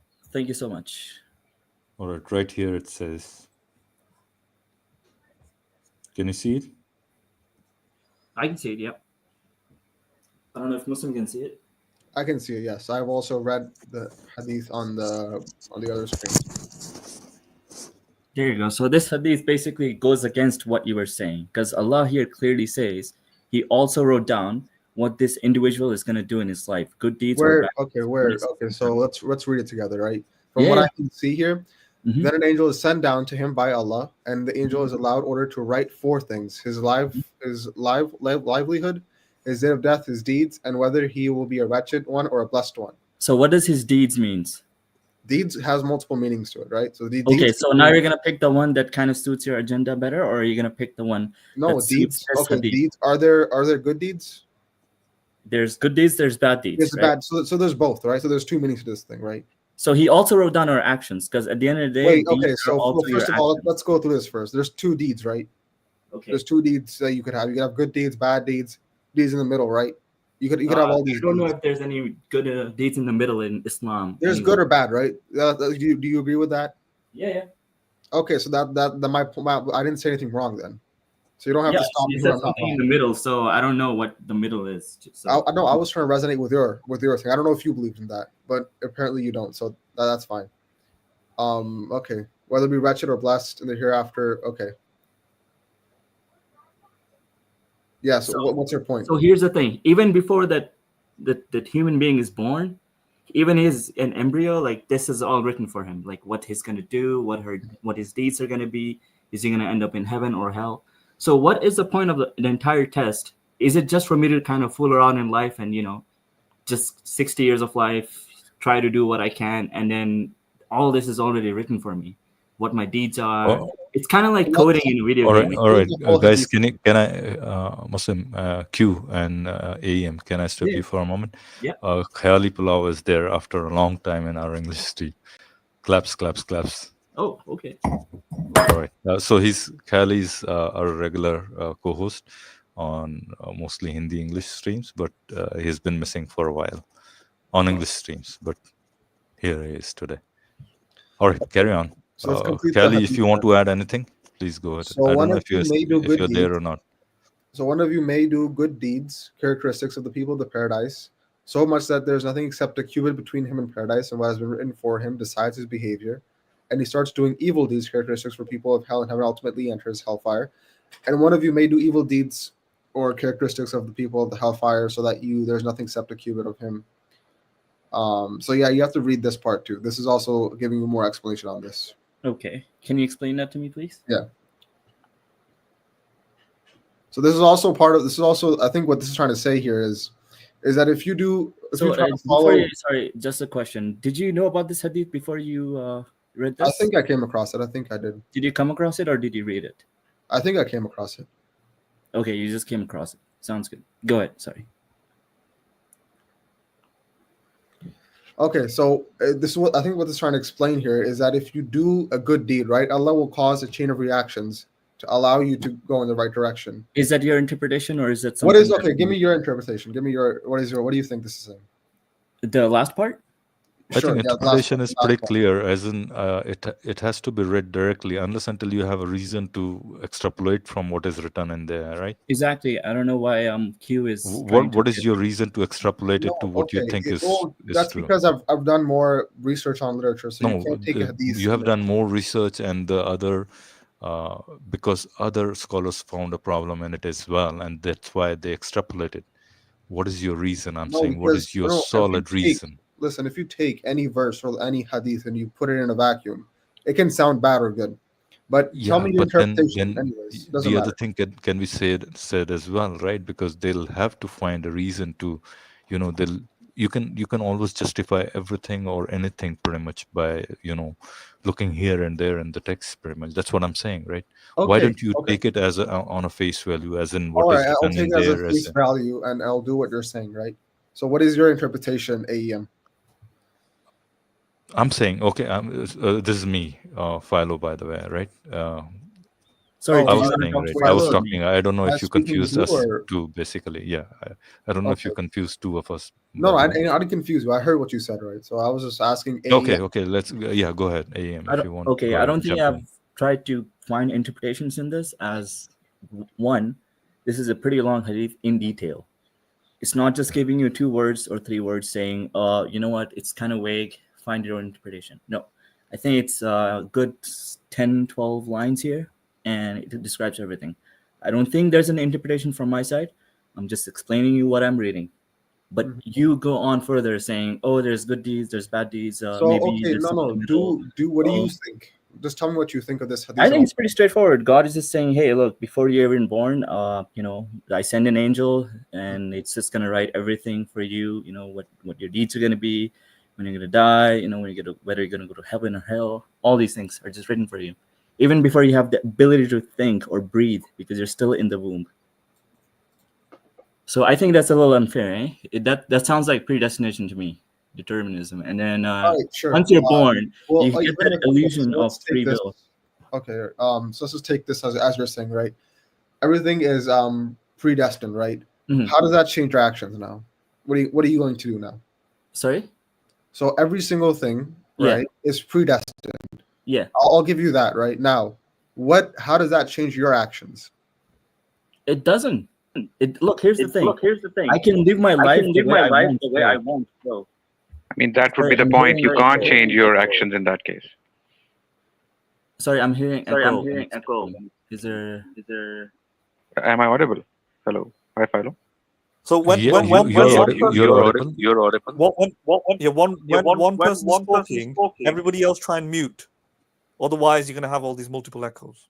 Yeah, I think Callie, you might there might be an issue from your side. Probably the echo is coming from your side. Maybe try to unmute try and to let's see unmute if and let's it's see if yeah. I think the echo is coming from echo your is side. coming from Yeah. your side. Okay. You might want You to might want yeah. to. I think Yeah. Let me Let me try to change this. all right. Is it better now? Okay. Yeah, I don't hear any echo. No, Callie, you wanted to say something. If you want to, then we'll all mute and nobody's gonna say anything until you are done. Right? Go ahead. Oh no, I was asking AEM to give. I was asking the question I asked was, now that you think every single thing is predestined, how do you what? How do your actions change now? What are you going to do differently? What are you going to do differently? Sorry. Can you still hear echo from me, or is it better now? Sorry for cutting you off. Yeah, I think Yeah, I think we're hearing we an are echo. hearing an echo. Still, okay. So I just want to say about this question that I think it's Muslim guy that is asking this question, that what would change? Well, the point that, at least what I understand, AIM would be making is this: according to your worldview, if you accept these hadiths as authentic sources of your religion, then according to your worldview, you should not be able to change any of your actions. Your actions should not be something that you yourself will, rather they are decided by God. Simple. Okay, so first of all, I'll ask you. Could you mute yourself first? So, who invited you into this conversation? That's what I'll ask you first, right? I was speaking to him. I wanted his answer. I can't speak to 4 people at once. So, Muslim, he's one of the co-hosts of this channel. No, I basically. understand. He could be anybody. He could be the Prime Minister of UK, right? But I don't. Nobody's talking with him. Right. I think we are having a conversation. I don't think Yeah, it I needs asked to him a be question, so. right? I asked one person a question, the other answers. What am I supposed to do now? I think he just I think let's say hold on. The person having the act mute it. Yeah. Yeah. Kylie, Let's say this response was from AEM. Right? Let's suppose that. Okay, and carry on the conversation. All right, so I want to hear what you have to say. Before we proceed, can I just clarify that this is actually a group conversation. We're just letting you guys talk, but we can't interject when we want. I mean, you may say that you're just having a conversation with this specific person. The specific, everybody's free to jump in basically and chime in their own thoughts. Basically, right? You guys can jump in whenever you want. I get that part, but I'm trying to have a conversation with one person. It's just difficult. Yeah, but this is not a platform for one-on-one. Okay, you can go on his channel then you can keep on doing that. I just can't respond to that. Then I'm sorry, I can't respond to that. But you can do that if you want. Okay. Well, let's go back to what. What difference does it make? What difference does it make? Because if we're propping up or strengthening the argument of the interlocutor that you're speaking to, then you're going to respond to that, right? It's not like we're changing questions. No, I understand what you're saying, right? But it's just for me personally, when I have to speak to one person, right? If you want to keep on interjecting, it's difficult for me. No, you're given enough time, Muslim. It's not that we are taking time away from you. No, we're not stopping you from talking, open. right? I think this kind of demand of only talking to one person is unfair. Basically, I'm not demanding anything. You guys can do whatever you want. I can only respond to one. This is my limitation. Yeah, then do that. Respond to us that's one what by I'm one. doing. That's what I'm doing. Yeah. Yeah, you can respond to us one by one if you wish. So I'm still waiting on AEM's response to this. Yeah, well, I was waiting for you to stop demanding. So okay. Anyway, so I think what Kylie was doing was basically trying to dumb down my question to make you kind of understand. I don't believe in free will and predestination when it comes to Islam, right? So this is for you, because your religion is the one that says, hey, you have, everything's written for you, but you also have free will. So clearly, according to your own religion, where there's a loophole which says, hey, you know what? There's no free will because everything's written for you. But somewhere else, it's also saying the opposite. So that's my question to you. Does this mean like it's a human-made religion? Is this like, did God make a mistake? Or how do you try to justify this? Because it's a clear contradiction. I feel like everyone can see this. It's not rocket science. We're not talking about physics. We're not talking about quantum physics. Okay, so I think I'm still waiting for the response. What I was asking was hypothetically, right? If you want, you can go into the hypothetical. What I'm asking is, what I really want to get to know is if this right here, if you, for example, let's say you were a Muslim, right, and you believed in this hadith, and you said, okay, everything for me is predestined. Yeah. What would you do now? What would you do differently? That's exactly one of the reasons why I left Islam, because it doesn't go around common sense. If you have any common sense, even in a hypothetical situation, this would not fit, because free will and predestination, they are the complete opposite. Are you understanding this? So even I'm still waiting on the answer, though. I'm asking, what would you do differently? How will your actions change? So you're asking me to draw a square circle, and then you're like, I'm waiting for your answer. I'm waiting for your answer. Can you elaborate on your question? Can you elaborate on your question? What you mean by? So I'm saying is, if you're, for example, I'll try to make it easier for you to understand, right? So if you read this hadith as a Muslim, right, and you understood, for example, from this that okay, every single thing is now predestined for me. Yes. How will your actions as an individual change after that? He did already that. He already did that. He found absurdity in it and quit believing in it. Basically, that's what he did. That's the action he took. That's what he said about himself. Yeah. Okay, whatever. So you chose to disbelief. Yeah, because it doesn't make sense. Does it make sense to you? Can you make me understand? Yeah, I can make you understand. This is just Okay. one hadith, like I told you before. Okay. So, for as far as my understanding goes of Islam, right, you have some things that are predestined. Most of your things are predestined, but as you make choices, as So you are you have saying this hadith is not true, or what are you saying? this hadith is true, but you can't just this hadith isn't just the only thing. It's not the Quran, right? This is a Okay. hadith. Okay. So what you have to do now is you have to look at other hadiths about free will. This is just one. Okay. There's multiple So hadiths, right? That's the first I don't one. know if you can look up Sahih Muslim 2653, which is another Sahih hadith, talks about destinies of the creatures 50,000 years before he Of created who? the heavens and the earth. Sorry, repeat that again.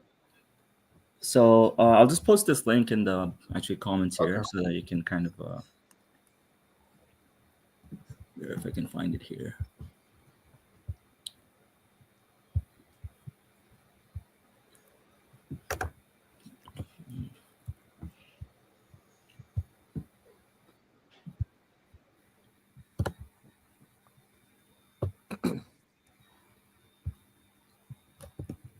Do you have Google with you, Muslim?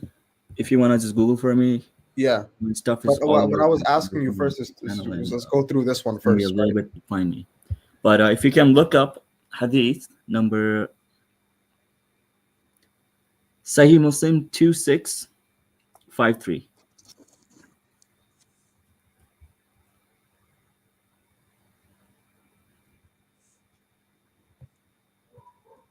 Oh, yep.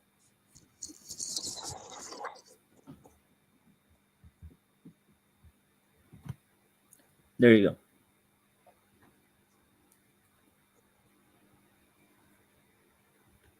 Okay, so what's your point?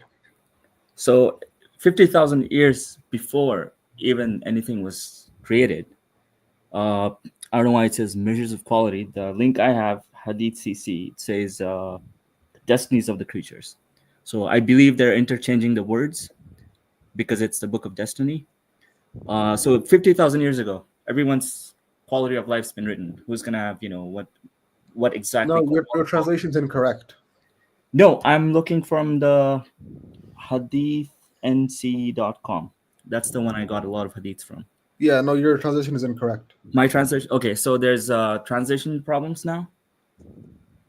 It's in Arabic, right? So yeah, your translation is incorrect. So does that mean there's? You're a native Arab. I Do you understand speak some Arab? Arabic. I speak some Arabic.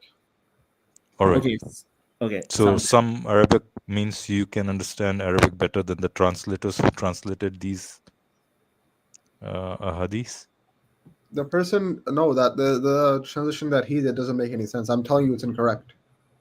You can. Put Yeah, it in yeah. Greek I can't translation. just listen to you because you're saying I'm telling you it's incorrect, right? Okay, so if your question, in short, right, if it's about free will and predestination, it's literally this: that if you have some free will on your things, right, and then Yeah. Allah can change destiny. That's also part of it too. Allah can change His decree. Allah has the power to do that. That's also part of you. Also, that's another hadith that is also mentioned. So Allah is going back on what He decided. Is that what you're saying? Huh? Allah is going back on what He decided. Is that Yes, what you're saying? He can change. He can change His decree, right? But so He's going back on His words. Keep in mind, Allah still knows. Since the day you were born and since the day you will die, He will know if you're going to go into heaven or hell. He will know that. Why? Because He's all-knowing. So is there a difference between all-knowing and all-seeing because He can also see the future? He knows the future. There's no difference. He knows everything. He knows everything. All-seeing means that He is able to see everything, right? He Okay. can see everything. That's literally what it means. Like right now, what's going on in the present, right? He can see what is going on right now, So where you're sitting right now. Where exactly is the test if He can see everything? He knows this person, like 50 billion people are going to hell, let's say, right? Okay. And He's still deciding to make all these people, even though they're going to hell for eternity. Sure. That's your answer? No. So I was just waiting for you to complete. But so that's where my point comes in, right? If it's a test for you, you don't know, right? And you've been given free will. You don't know, but Allah is the one who knows, right? The test is for you. The test is never for Allah. Yeah, but my fate is already decided. Where is the test?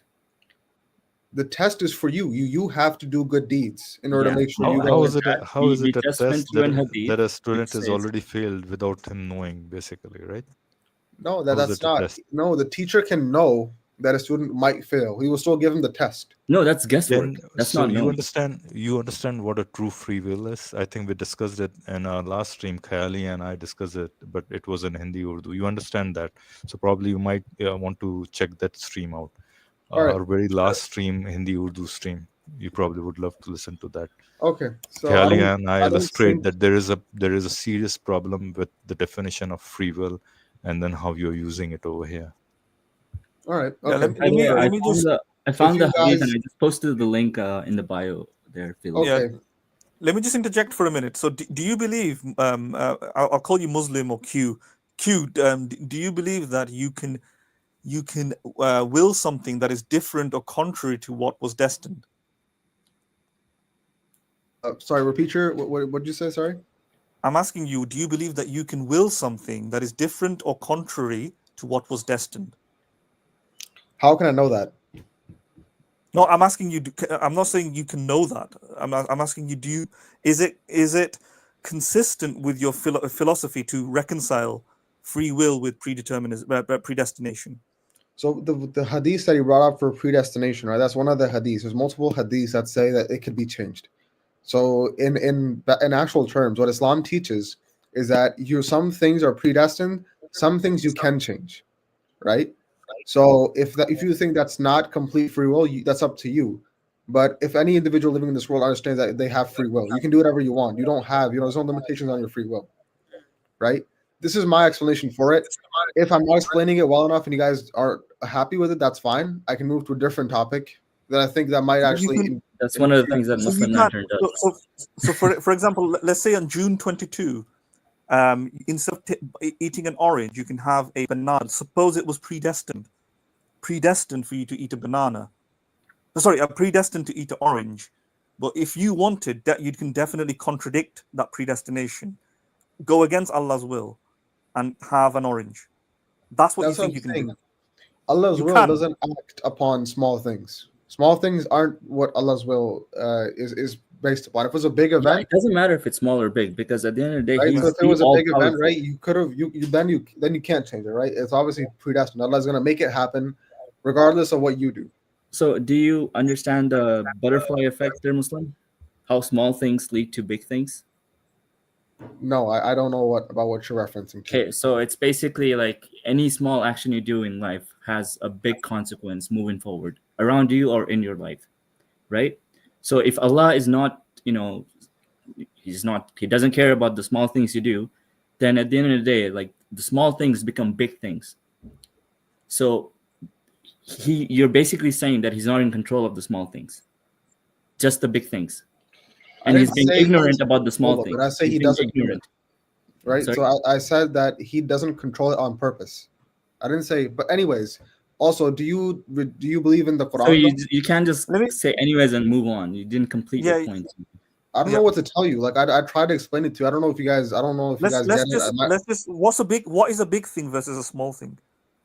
A big event versus a small event. Yeah. So how do you define a big event? How do you differentiate between the two? That's subjective. Again, Allah knows best, right? So how do you not know that the orange is a big event? But that's the thing. We're not supposed maybe Allah likes oranges a lot. We're not supposed to know it's that, the right? biggest thing, even bigger than the shirt. If something is predestined, right? So my question was, if something was predestined, would you be able to subvert it? If you think small things are not predestined, okay, then the question doesn't apply to that, right? If Allah wills doesn't it, apply to that. Let's use it. Let's use this example. If Allah willed it, right, it'll happen. Yeah, let's use a different example. Could have Jeffrey Dahmer, who killed many people, could he have done differently, despite what? Did God predestine his murders, or could he have contradicted God's predestination? There was no destiny involved. If it was predestined, it would have been predestined for a reason, right? It would be predestined for his previous sins. Yeah, then and so you're actually proving what we are saying basically. So then he can't change his mind. I mean, he can't change anything I basically. He don't know how can't to explain this too will well. anything differently. Basically. Everybody has free will, right? And No, that's I it. think you're a Muslim. I think you have a very strong affinity to this thought, and but you can't really square it yourself. Okay, Basically, let you can't me square defend it something for right you. now. Let me square something. Wait, does any of you believe in the Quran? No. No. And then have you guys ever read it, cover to cover? Yeah. Yes. All of us.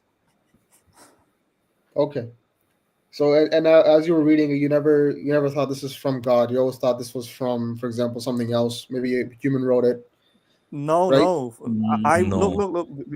I was a devout believer for many years. Followed people like popular theologians, etc. Just like everybody else, like yourself. Probably temporarily engaged in dawah as well.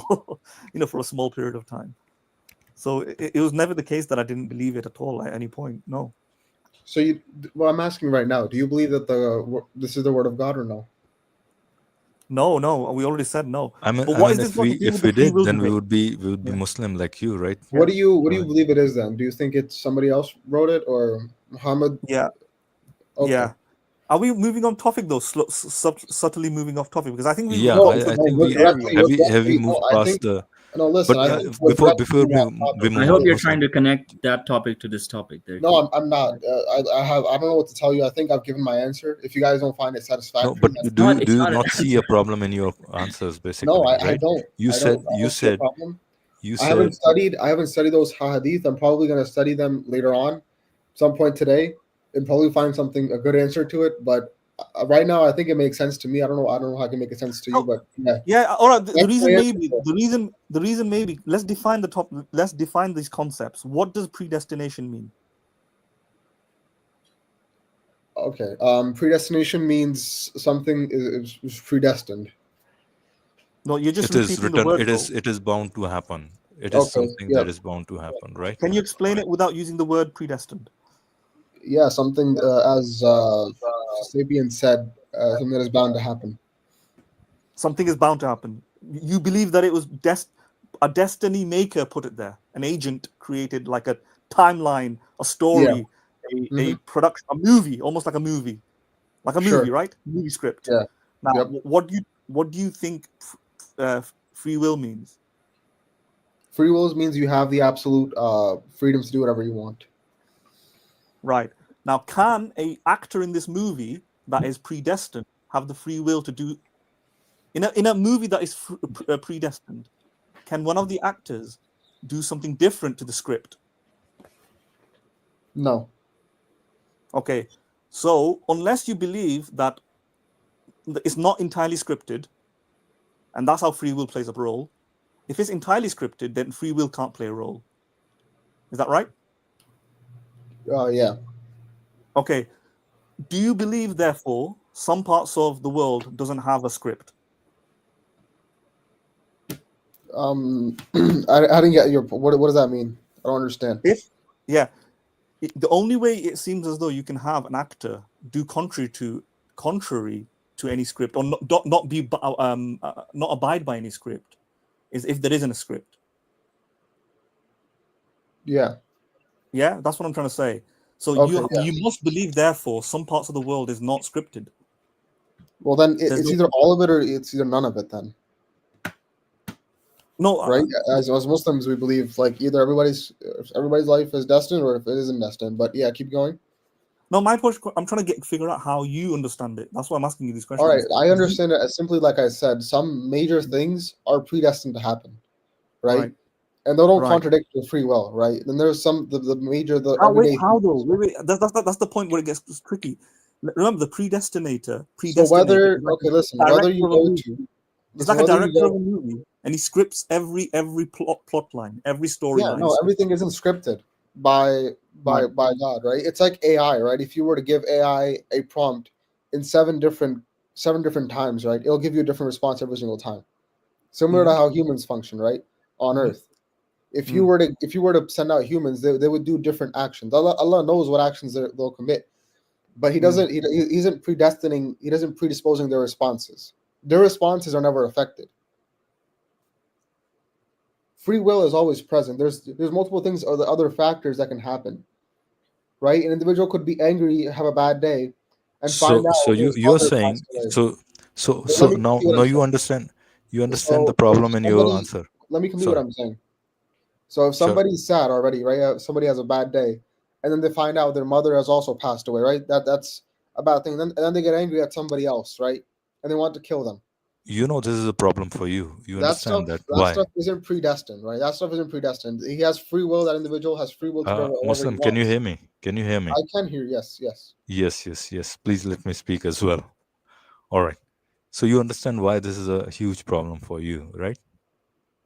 Because when you are saying that either Allah knows everything that's going to happen and that's why He's all knowing, but when you say that He knows, He has predestined some of the things but not all of the things, and all of the some of the other things are predicated on a free will of the free acting agent, then all you're saying is that Allah's knowledge is not all knowing. He's not an all knowing entity. You understand that? So you have to bite the bullet and say no, He's not all knowing. Do you believe I didn't He's not say all that. I knowing? said He's all knowing. And then what was your In what prejudice? sense He's all knowing when He doesn't know the outcome of a particular I action didn't say He of a doesn't know. person? He does know the outcome. Then he knows the outcome, right?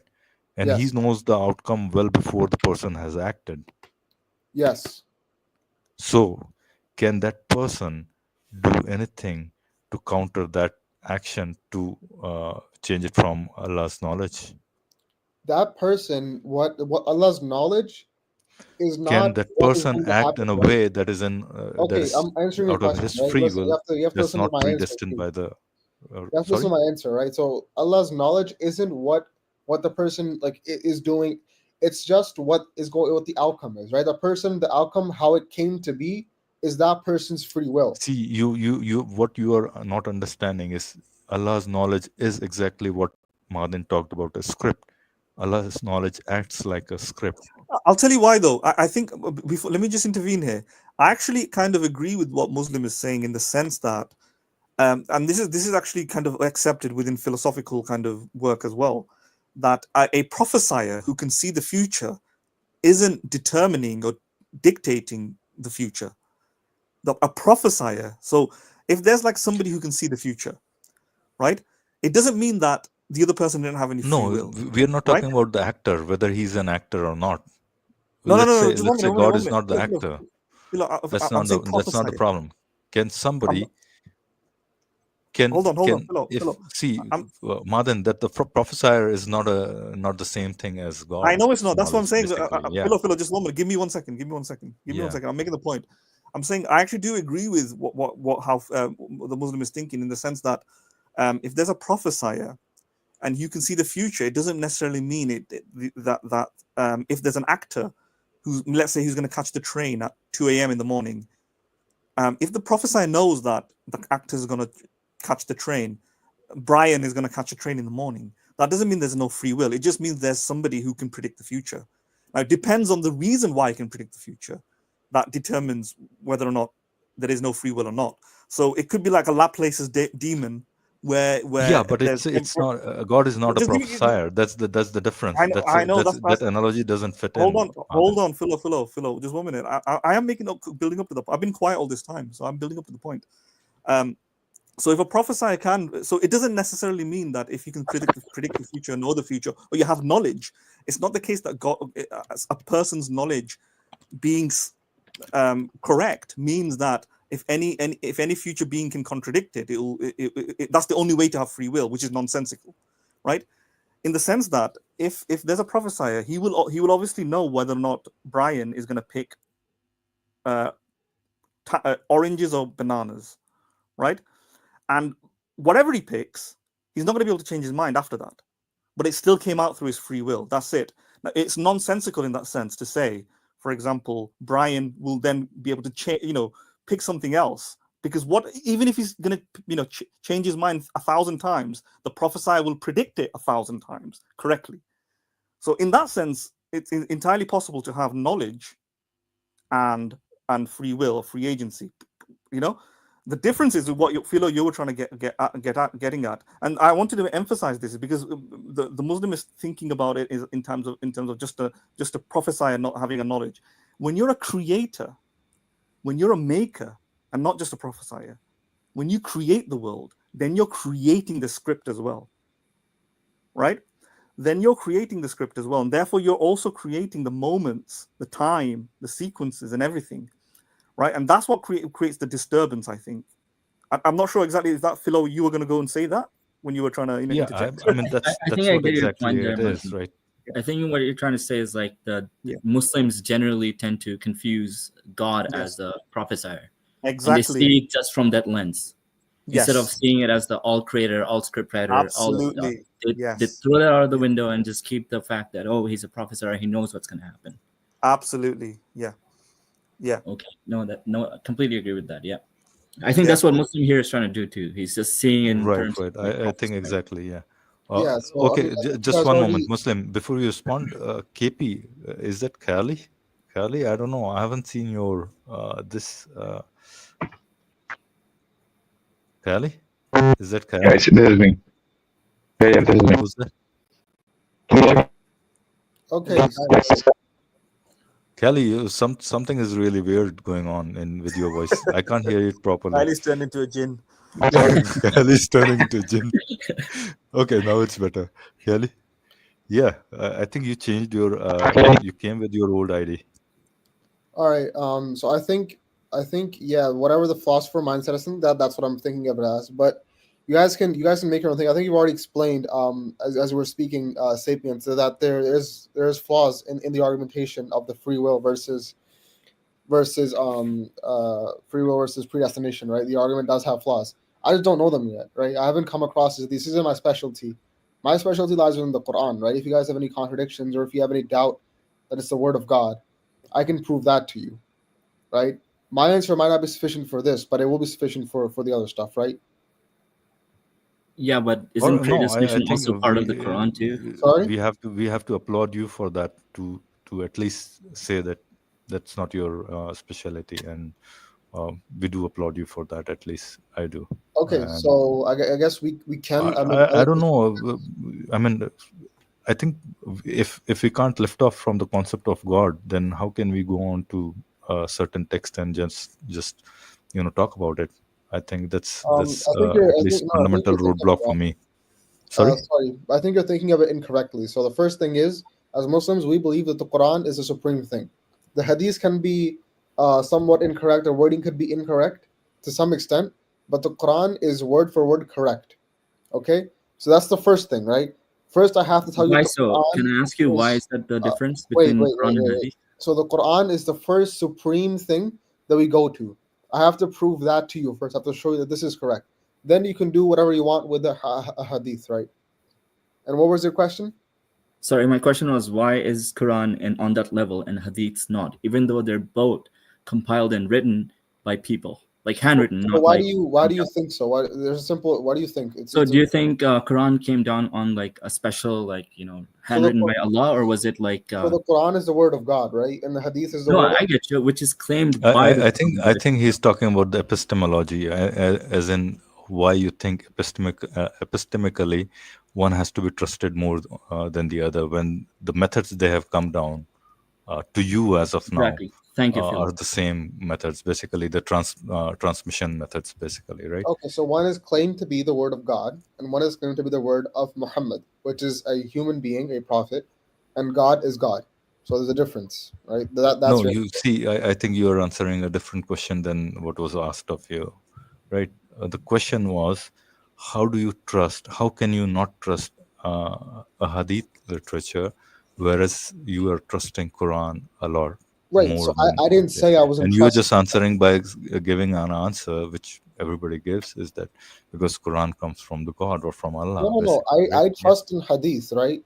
But I'm saying that there could be mistakes. Your primary trust is on the Quran, basically, and that's what you're saying. Yes, but every Muslim. The question we are asking is, both are handed down to you No, with a similar kind of chain of narrations, basically. it's similar, but it's not the same, right? When Muhammad sallallahu alaihi wasallam, when he received the Quran, he spoke, "This is the Quran," and he gave it to the companions, and they memorized it, and there was a special place for that. The Where, Hadith where have you read these things? Exactly what you just said. Where have you read that? from Hadith. Yes, exactly. So no, I You see, didn't you say. see the No, listen, circularity listen. of your I argument. think you guys are misunderstanding me. I didn't say the Hadith are like less preserved. They're both preserved very equally, right? But to take Quran to that level, you have to trust Hadith, basically, right? No. Listen, I'm saying what I'm saying is And that you when get a into human that speaks, circularity problem, right? basically, When a right? human speaks, right, it could have maybe mistakes in it, or maybe it could be. I'm just saying, if you want to put one to the priority, if I'm giving one priority, right, in my rulings, then I'm giving to the Quran. In terms of preservation, they are both preserved correctly. They're both preserved fine. The Sahih, the first two books of Hadith, and like the first three or four, they're all correct Hadith.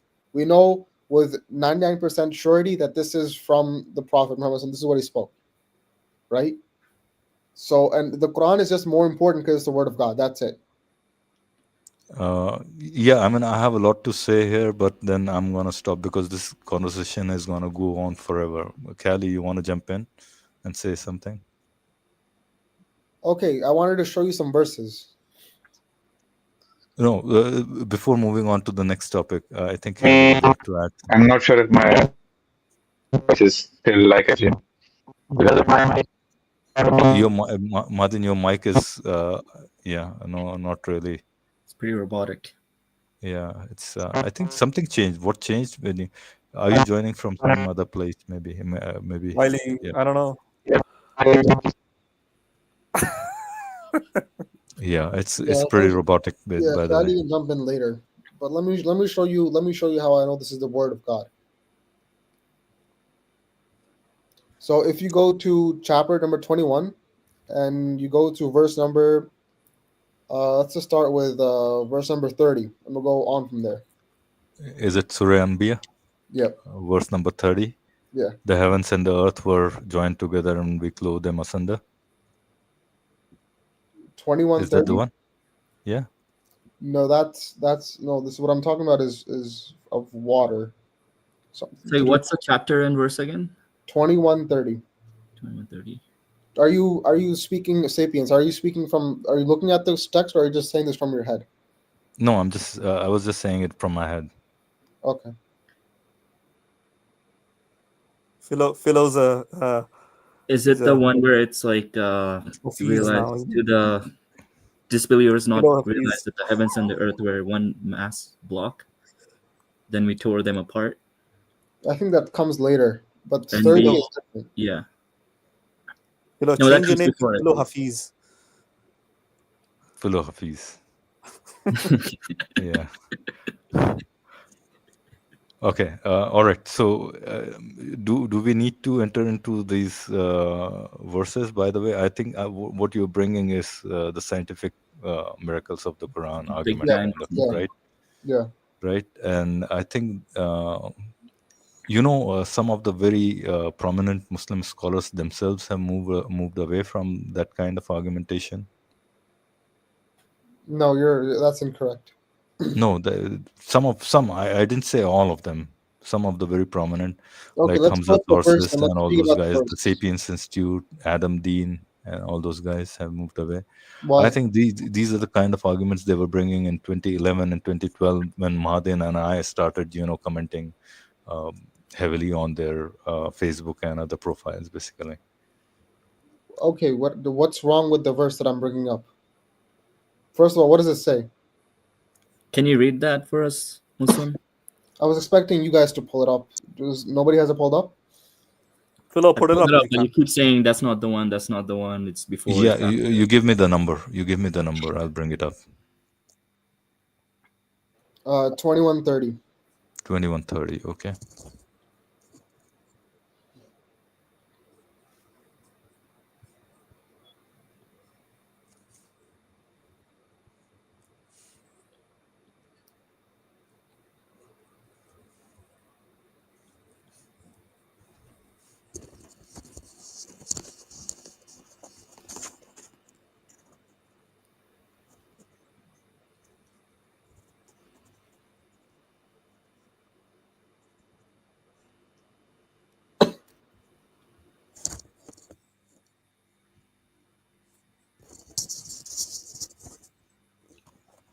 All right, go ahead now. What do you have for this? It's on the screen, right?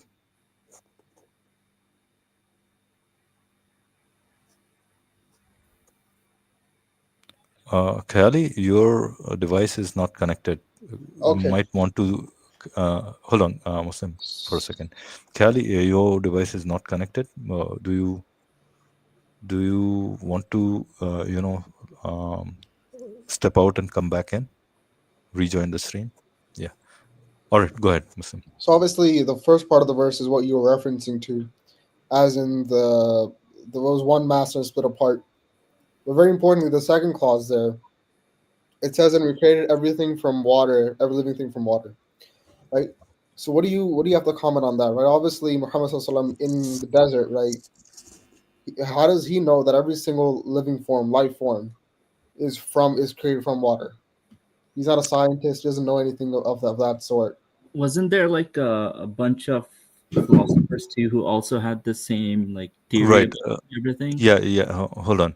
So we should attack these kind of claims very methodically. Sorry, Yeah. I can't spell No. methodically properly. Right. For Muslim, first thing first, was that the first time that a person ever came up with that kind of a thing? That's the first question.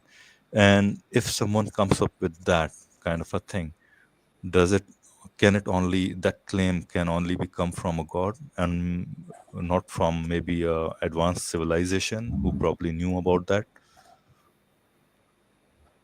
Okay, so I first of all, I didn't make the claim that this is the Muhammad Sallallahu Alaihi Wasallam is the only person who knows. That's the first thing. Second thing is, I'm not basing my belief off of this one verse. There are about hundreds of verses that I can show to you. That you Yeah. can Let's stick I to don't this know. one. Maybe let's stick to talk this about one. So if millions. somebody, Probably there are what my billions of argument such is for this claims. verse is the first thing is that when an individual in the desert who can't read or write knows something like this, it has to be divine. Have you have you Before heard, have you No. heard of Let's. Really? have you heard of a What Greek is? Wait. philosopher? What is all this noise? What is all this noise? No, Is that's it? coming from Kylie's mic. Kylie, you're like a fish trying to breathe right now. It's not working. Well, let me try It's and not change working. something on Kylie's thing and see if noise reduces. Kylie, It's like keep your he's mic dying. on. It's suffocating. No, I think can you not change? Hello. Yeah, it's a little better now. It's only a little bit hissing sound rather, but maybe It's if a you little go to your staticky. mic settings, Kylie, if you go to your mic settings, see if you have noise settings in there. I mean, mic settings, you'll have noise settings. Try changing that and see if it improves. Okay, so Muslim, what I was saying was, have you heard of a person named Thales? Thales. Thales. He was a no, Greek scientist, right? right. He wrote about water and every living thing being created from water about 800 years before Prophet Muhammad's Okay. claim. Just Google it. Thales. Thales. What I'm asking I you, mean, how does Muhammad know that? right. Because So it's an educated guess, right? I mean, anybody can see that every human being and every living thing that they see has a lot of blood or water, basically need water for survival, pretty much, right? Am I audible now? can I Yeah, just also say, I better. don't think there is some. I'm not 100% sure about the following, but I suspect I remember that there's a bit of controversy what it means by we created every living thing from water, because the water could be is it nutfa? Nutfa. It's Yeah. Yeah, nutfa. and that is also the same word that you use for the water that is produced by the man during procreative acts, right? So I suspect anyway. Now I'm not 100% sure which way the interpretation lies, which one is the stronger one, but there is an interpretation that suggests that in So fact that there are two words, Mahadan. There are two yeah, different words as far as I or maybe remember. One yeah, is a yes, nutfa and one is a money. yeah. So it could just simply mean that when it says that every living thing that is created from water, it is referring to the fact that it's the semen or the procreation, that is that fluid that comes out, which Okay. case is just a mundane thing that you can register. Now, All right, so that's a good point. But you have to read the verse too, and like what it says. So it said this word nultifa. You're correct. That does mean semen. But the thing is, if you look at the last clause, I can read it for you in Arabic. You can search this up too. وَجَعَلْنَا مِنَ الْمَاءِ كُلَّ شَيْءٍ حَيٍّ أَفَلَا يُؤْمِنُونَ. So min al-ma'i, ma in every single dialect of Arabic, and even other languages, ma means water, right? There's the nutfa word isn't even if it's not here at all, right? If somebody knows how to read Arabic, you can search this up, or you can put it in Google Translate. This will always come up as water, so that's not a good argument.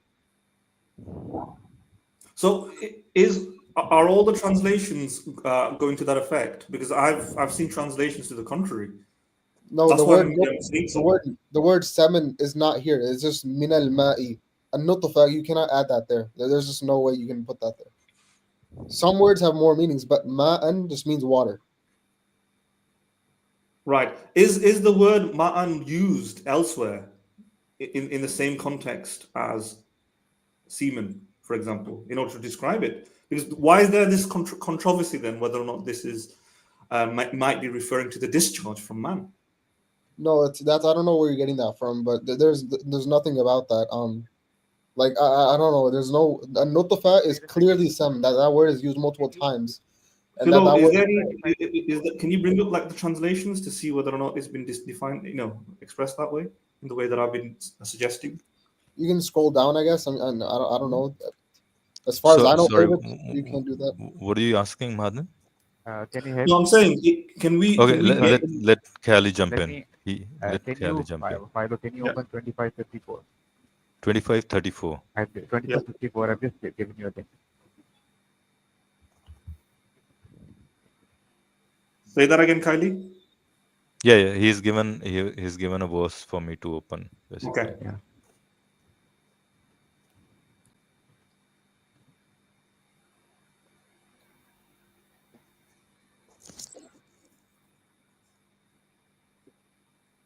I think what Mahajan is saying, I believe that there are verses like that, and I think even the verse that I'm referring to is also indicating that.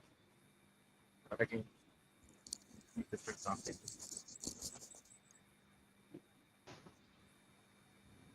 Okay, Kali, go ahead. Sorry, we Yeah, can't hear you properly. even if you can you hear me? Am I Yeah, audible? now better. Yeah. I increased your volume, by the way. Yeah. Yeah. So I'm saying that even if you refer to this verse, I think it seems to be indicating. I'm just looking for some other words which might even show this word alma as referring to sperm. Maybe, I mean, I think I can recall it. I might not be very sure, but even in this verse, it says, can you click on this one that Mustafa Khattab has put a humble liquid? One. Again, you're wrong. It doesn't say that. You can look at the other ones too. Yeah, what does it say? Let's read what it says. Mustafa Khattab, what have you translated this word? He's made Yeah. the interpretation. That's not the translation. The Yeah, translation. no. What I'm saying, and that's okay. What I'm saying is that Minal is his interpretation completely incorrect? Is it in light, or is it against Arabic, or is he adding something to it? The interpretation is subjective. The translation is objective. So as you can see, the translation says from a humble Okay. liquid. There's another translation down there. It just says water. Al-ma'a just means water, right? The thing is, وَالَّذِي مِنَ الْمَاءِ بَشَرًا فَجَعَلْنَا, right? So what nasaban wasir. So in that whole sentence, ma'an could mean maybe a different type of liquid, but it's always going to mean water. That's what it's going to mean. He's added this So footnote himself. let me try and understand your contention. You're saying everything is created from water, which means it could be just plain simple water that runs in the rivers or the water of the lakes or whatever kind of water. If I, It doesn't Phil, necessarily have to be a sperm or. can I interject? Can I interject? Sorry. Sure. Go ahead. So your main point is that how could a man in the desert, or how could the prophet know this, right? That even let's assume that he is actually just saying that everything was created from water, and what that means is it could simply mean that water is essential for our life, Now, a person living in a desert, I think, would be, and people living in the desert would be most cognizant of the fact that water is the most essential thing that they must have for survival. So imagine someone is going into a desert for a travel, let's say for 2 days, and imagine that he can just carry very small weight, or he has only one thing that he can carry. What do you think he will carry with him? Water or food? Imagine that he is in a desert, living in a desert, and he's experienced. He's been living there for his entire life. What do you think he will carry with himself? So I think you just misread the Water or verse. food? You No, just just want misread to the understand. No, I understand. What I'm saying is, so do you think the verse is clearly because the question is this: why would the prophet use this? Why would he say that everything was created from water? Right? Yes. What, even if he's referring to actual water, I think what it simply would mean is, and I think that is what it was understood before this time. I can't hear you, man. I'm sorry. I don't know what to tell you, but I just can't hear you. Can you hear me now? Sorry. Was my initial point? Were you able to hear my initial point, or I think I was, but I don't know. Might as well repeat it, I guess. Okay. What I'm saying is, when with this statement, everything was created. Allah created everything from water. Every living thing from water. What was the understanding of all the scholars for the past, let's say, not in the recent few decades, but prior to that, what was understood from this verse? Why is that important? No, it's important It's because important. It's important. because right now you're adding something ex post facto. Basically, you are adding No, ex no, post Philo, facto it's knowledge into important. this. It's important because of what the Muslim is actually asking. He's saying, how would a person, or how would the prophet know something like this? So No, what I'm I'm saying is, supporting your claim, yeah. So Kali. what I'm saying, Actually, yeah. So what I'm yeah. saying is, he said something, and people for the past 1300 years understood what he said. What was the understanding of all the scholars for the past 1300 years prior Listen, to man. this? What you're talking. Just want to understand what was their understanding from Okay, this wait. verse. There's only to get fidgety here, right? There's nothing going on. No, I'm I'm asking not. you, No. how did he know that? Stop going to different, like, oh, what are the Know scholars what? say? What happened for Know 30 years? what? Just tell me, give me a good answer to the question that I asked. How does And a person who's illiterate, doesn't know how to read or write, All right, know let me answer something that. like this? Let me answer that. All right, Kylie, before you go, let me answer that. So, for example, the claim isn't reliant or dependent upon illiteracy. First of all, I don't think we have fully firm understanding of illiteracy here. But whatever the case, this was people of the time who communicated through rote memory. They were memorizers. They could still hear and think and understand. So you don't need to be literate to be able to grasp things from like grade Because and my so on. claim is no, you're getting it wrong. I'm saying No. Sorry. he was Go on. illiterate, so he could not Right. have read any books on it. Right? He couldn't I'm have not read. you're getting it wrong. That's exactly what I'm contradicting. I'm saying that Couldn't he hear those things from others? he's not entirely dependent upon reading things, right? He can understand, comprehend, hear information, learn, listen to preachers. Mahdis, he's a human. can I steal man your point here real quick? Yep. So Sure, go for it. by profession, Prophet Muhammad was also like a businessman / trader, right? Yes. Yeah, merchant. He was a merchant. So you're also traveling with a lot of foreign people, discussing a lot of different ideas and things and topics. Sure. Because this is not a plane flight they had back then. It's 4 hours journey. They had So- days and days of traveling. So in these periods too, people exchange ideas, topics, thinking, philosophies, all these things. So you don't have to be literate to understand like what the other person is trying to say. That's not my argument. I don't know where. I know it's not your argument, but what we're saying is, So what my isn't argument it is possible that he can just hear it from somewhere else? no, Instead of like, he could have heard it, but what I'm saying is this is in the Quran and it's true, right? Could you have an explanation? because our point is because Muhammad wrote down the Quran, he this is your obviously explanation? heard it from somewhere else. Because already people like Thales had thought about the idea that water was a big, potent, powerful source, and combining that with Kylie's conjecture, I won't say it's an intelligent guess. I would say a reasonable prediction that most people would make an inference that water is a very, very important, especially when you're living in the desert. You need it to drink. Oh my You god. need it I to don't know where you're bathe. going with this, man. Listen, no, you're getting it all wrong. I'm telling you, the verse Right. says, word for word, it says, every living thing in the world is created from water. Even cells, even bacteria, even everything in the world, like to the smallest to the biggest thing. No, that's your interpretation. your Smallest thing, interpretation biggest of thing, it, right? bacteria and everything. Yeah, Because I'm there's saying no, when it says No. وَهُوَ الَّذِي, when it says everything is created from water, that's So a is it whole sa- entirely different claim. There's so no now you're interpretation. saying everything instead of every living thing, or is this everything? Every living thing, yeah, that's what it says. He just went to a different verse. You can read it again, right? That's what it says. I'm not doing Right. anything here. I'm letting the magic play out. You keep interjecting, but that's exactly the point I'm making. You would have known, for example, that creatures, living creatures, right, completely naturalistically, without ever intending it to mean for bacteria or viruses, you're putting the twist on it, which is that it also extended to all these things. We have to read it in a first naturalistic way. And then if we can't explain it in a naturalistic way and exhausted the naturalistic way, then we can go, okay, this doesn't make sense. Because it's clearly referencing bacteria, viruses as life as well. But there's no reason to do that. You don't read a text like that.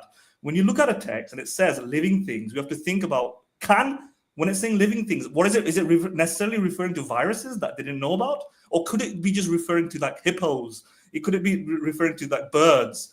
Let's go to the Could it be verse. Let's go to the referring verse. Let's go to the verse. Sapiens, pull up the verse. Right. Living thing, yeah, living thing. It No, says I get every it. living thing.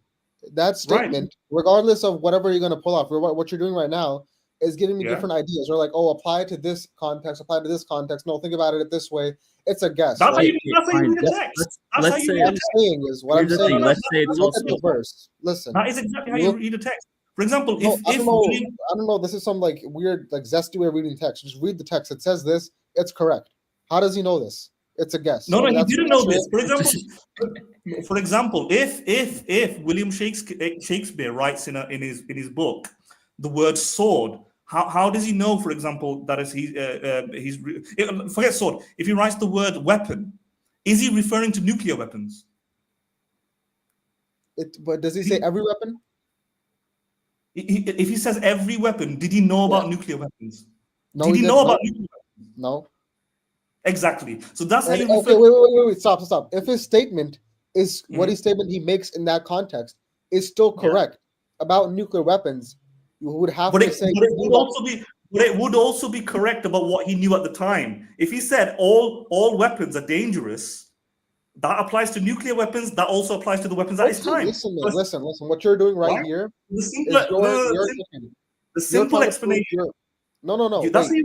Go back to the verse. Let's go back to the verse first, right? So what you did here was you just took your interpretation and you just put it on the verse, right? You can do that. You're free to do that if you want, right? You're saying no. That's You what made you're an doing as educated well. guess. That's what you're doing as well. No, I'm just saying, find me a place. Listen to me. Find me a place where this verse is inaccurate, right? Find me a place. You can't. There's no way you can say this is inaccurate. Okay, That's Muslim, let's just say we buy it. Okay, he's talking about everything, including well, bacteria. okay, I don't viruses, understand why everything. we're not going back to the No, verse. here's the thing. Let's just say I'm gonna buy it. I'll buy it. Okay. Wait. You know, there's another objection. Hold on. Can I interject for a second? Yeah. Can I Yeah, interject but for a you make second? this point. There's two objections, and you're not dealing with all of them. The other objection was that Thales None of also them. He's said not dealing with one of them. I think Yeah. Thales posited this almost 800 years before Prophet Muhammad did, right? And Okay, he said exactly the same thing. Is he a prophet? He said exactly the same thing, that again? water is the archaea of everything, pretty Not much. only that, Everything, every living not thing. only basically. that, there's lots. Yeah, not only that. Do you know? What's his name? Democritus predicted the atom. He said everything gets Democritus finer and predicted finer the until it gets to atom, a right? irreducibly small point. Was he a prophesizer as well? Okay, Isn't that accurate? Is it accurate or not? That's what you asked me. Is it accurate? Let me answer. Go back to the verse. First go back to the verse. No, answer that one. Answer that question because we. First let's go back. Yeah, but go back to the verse. Show him the verse. So you're saying that philosopher? Do you think that person is also because he made that prediction? His words are from God. Is that what you're saying? I'm saying what? No, the question is that No, it's people an were educated positing guess. that basically, right? At that That's point. what we are saying. Huh? people an were, I mean, educated there were guess. philosophers, there were thinkers who were positing that thing, and that thing was, it was prevalent around at that So how time many? in So 7th how many century. of those things? How many of their things that they posited came out to be true? Do you have a number? It Oh, could be thousand, it could be in millions, doesn't No, matter. no. Stop It could be making. in if you millions, read, doesn't okay, matter. but Let's if you stop read there. Desum, if you read Epicurus's poem, I think Desum Natura or something like that. I forgot the name, right? It's a poem. He writes a poem, and because of the ambiguity and because of the vagaries of the language, lots of academics have thought that it sounds like it's predicting quantum indeterminacy. It predicts molecules, Yep. laws of motion. Yeah, sure. Yeah. Right, but So listen, wait. I wish you were as right as you're passionate, right? But what I'm presenting to you here is if you read the verse, it says, "And we created from what are you water talking about? Wait, every what are you living saying? thing." We're talking What about are you that talking verse about? here, man. Listen Yeah. to us. Yeah. No, it's every living thing. That's a claim. There's no ambiguity there. There's no open for interpretation. Okay, fine, but other people have said that before Prophet Muhammad. That's what we're trying to say. So okay, listen. That person who you're Nothing talking special. about. Or Muslim, at least agree on one point here, that this particular verse was known It's before unimpressive. Prophet Muhammad. Okay. This is unimpressive.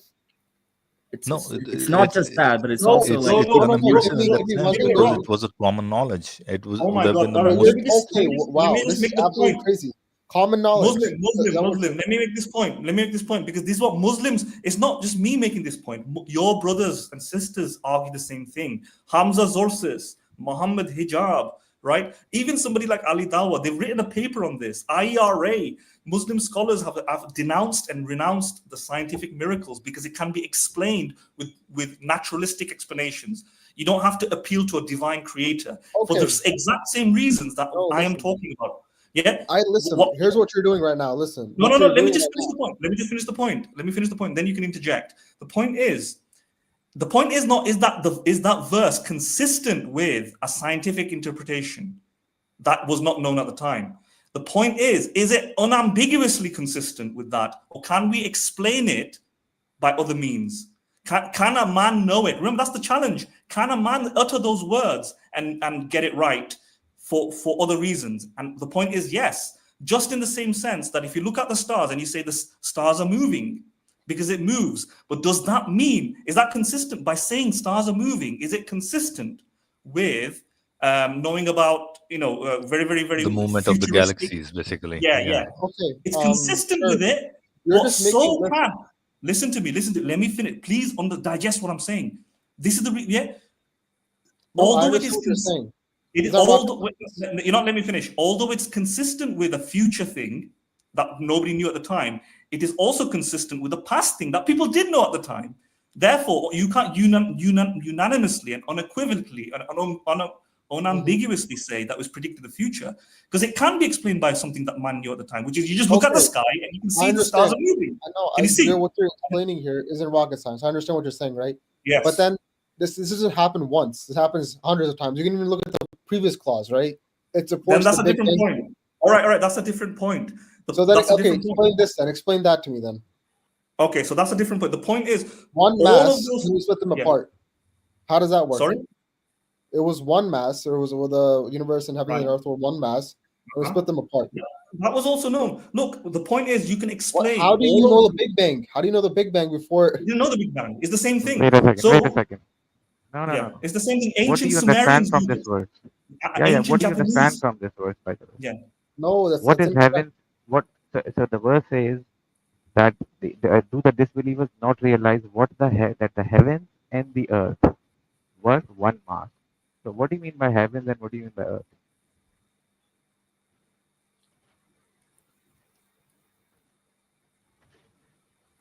Has he gone? I think he seems to have dropped out.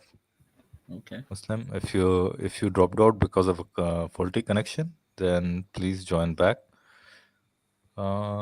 Or if you want, maybe you can drop by some other time.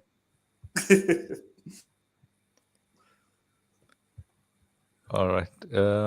Maybe I think we have had a. Yeah, it's we're good planning that to have. it was good that I saved my energy for the end. No. I think we should. I think. Did he write anything in the take me in? No, I think Wahadatul We Wujood. cannot I take think we any are new gonna comments. close the stream now. So maybe you can. I Has apologize, he been but here all please this do time? join back. Wahadatul? He's in the backstage. Seemingly. Oh Yeah, my yes. God! If he's that devoted, his theology may as well be true. Yeah, but yeah, Wahadat, I think if you want, please do join back next time. I think I started off the stream saying that we'll finish it in 1 hour, and see, we are 1.5 hours over basically. Shall we address his more complex point? See, notice how he kind of changes the script. All right, you can explain one of them, so that's a concession. Let me just clarify to the audience: when you appeal to the fact that, well, there's loads of them, you can explain maybe one of them. That is an implicit concession that, okay, you can explain one verse, but what about all other verses? Right? Yeah, and I did respond to it that you can have thousands of them or millions of them. That doesn't mean that you have something. It's just maybe you have an alien who can predict future probably. Well, I don't want to. He doesn't want to know that part. He And doesn't these want are to all incidental things. You explained it very well. Basically, it's the vagueness of the scripture or the vagueness of the wordings. Basically, that explains it all pretty much, right? You can twist and turn to mean whatever you want. In any era, whenever you have a new finding, What I would say, that becomes the de facto right answer, pretty much, that's right? correct. Because it can't be wrong. What I would say, the scientific miracles can all be explained by a combination of different arguments, not just a single one. One is just borrowing from ancient civilizations of the not pre-existing knowledge that existed at the time. For example, here in this particular verse, we've got Thales, we've got ancient Sumerians, the ancient Japanese, we have Democritus. Just No, all squashed in one verse. Egyptians had this concept of Egyptians and even the earlier Greeks had this concept of yes, those two gods were joined together and then they were and then we put split them apart apart. to make earth and heaven and all those Yes. things. The fact, all right. So obviously, the Prophet Muhammad or whoever was orating these things, it doesn't have to be Prophet Muhammad. It can be the consolidators, the creators of the Quran. It could be The Uthman, compilers for of the example. Quran, basically. The compilers of the Quran. They would have known about all these kind of cosmological information from the cosmological myths of the time, all the creation information from all the creation myths of the time and knowledge of the time. Right, the influences at the time. So the fact that they all come together and there's more than one is not surprising. Why would you just have one? You'll have lots of them, right? So yes, partly it's because of the pre-existing knowledge. Partly it's because of, as you said, ambiguity and vagaries in the language, and we are selectively interpreting things. Partly it's because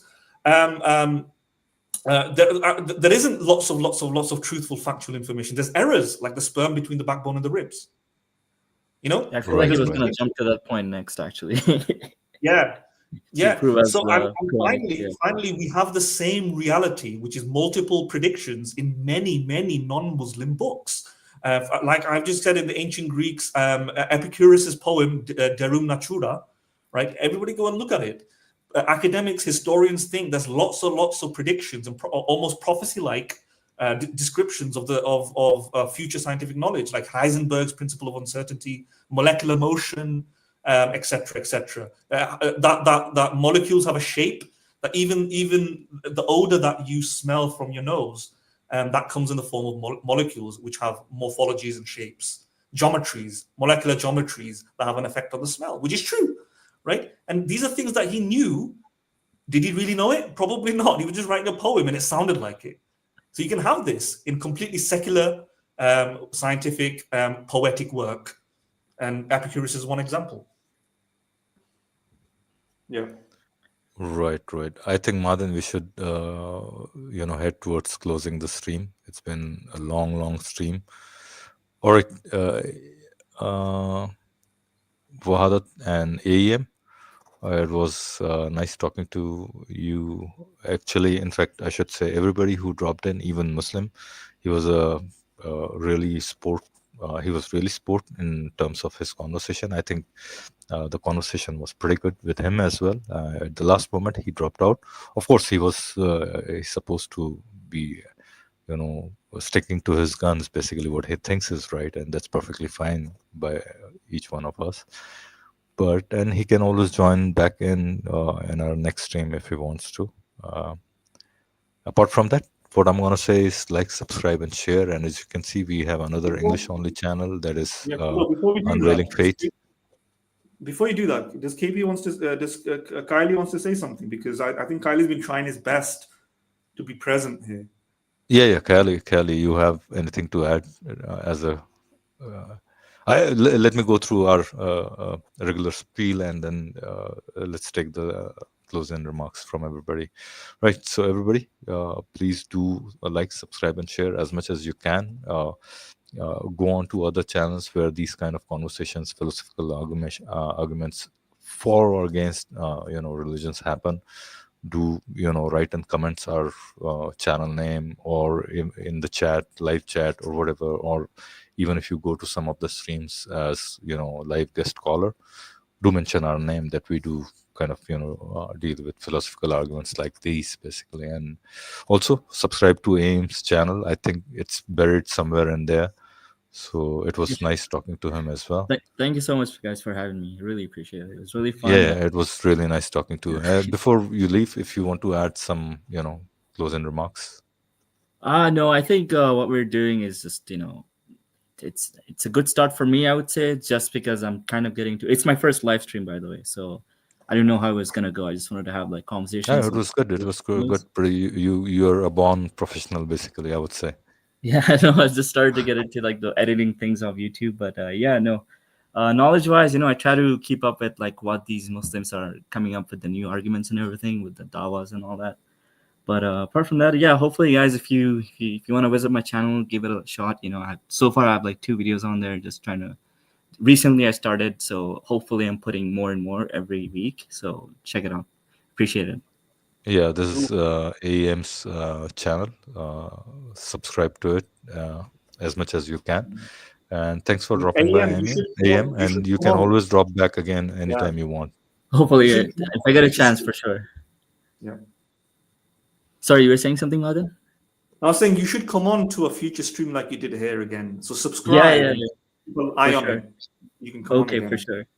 And then I have a full-time job, so this was like those one-off days I was off. I wanted to work on a different video today, so I took a day off. But hey, I did something better today, I guess. So yeah, thank you so much for the invitation. Hopefully, I'll see you guys next time. All right, Kelly, closing remarks from you. Are you still there, or you fell asleep? Kelly, can you hear me? All right, Madan. I think the jinn took him out completely now. Right? He was in the process of metamorphosis before. Now he's completely finished. Gin and tonic? Yeah, exactly. That's what Muhammad was referring to. How did he know this? How did you know this? Right.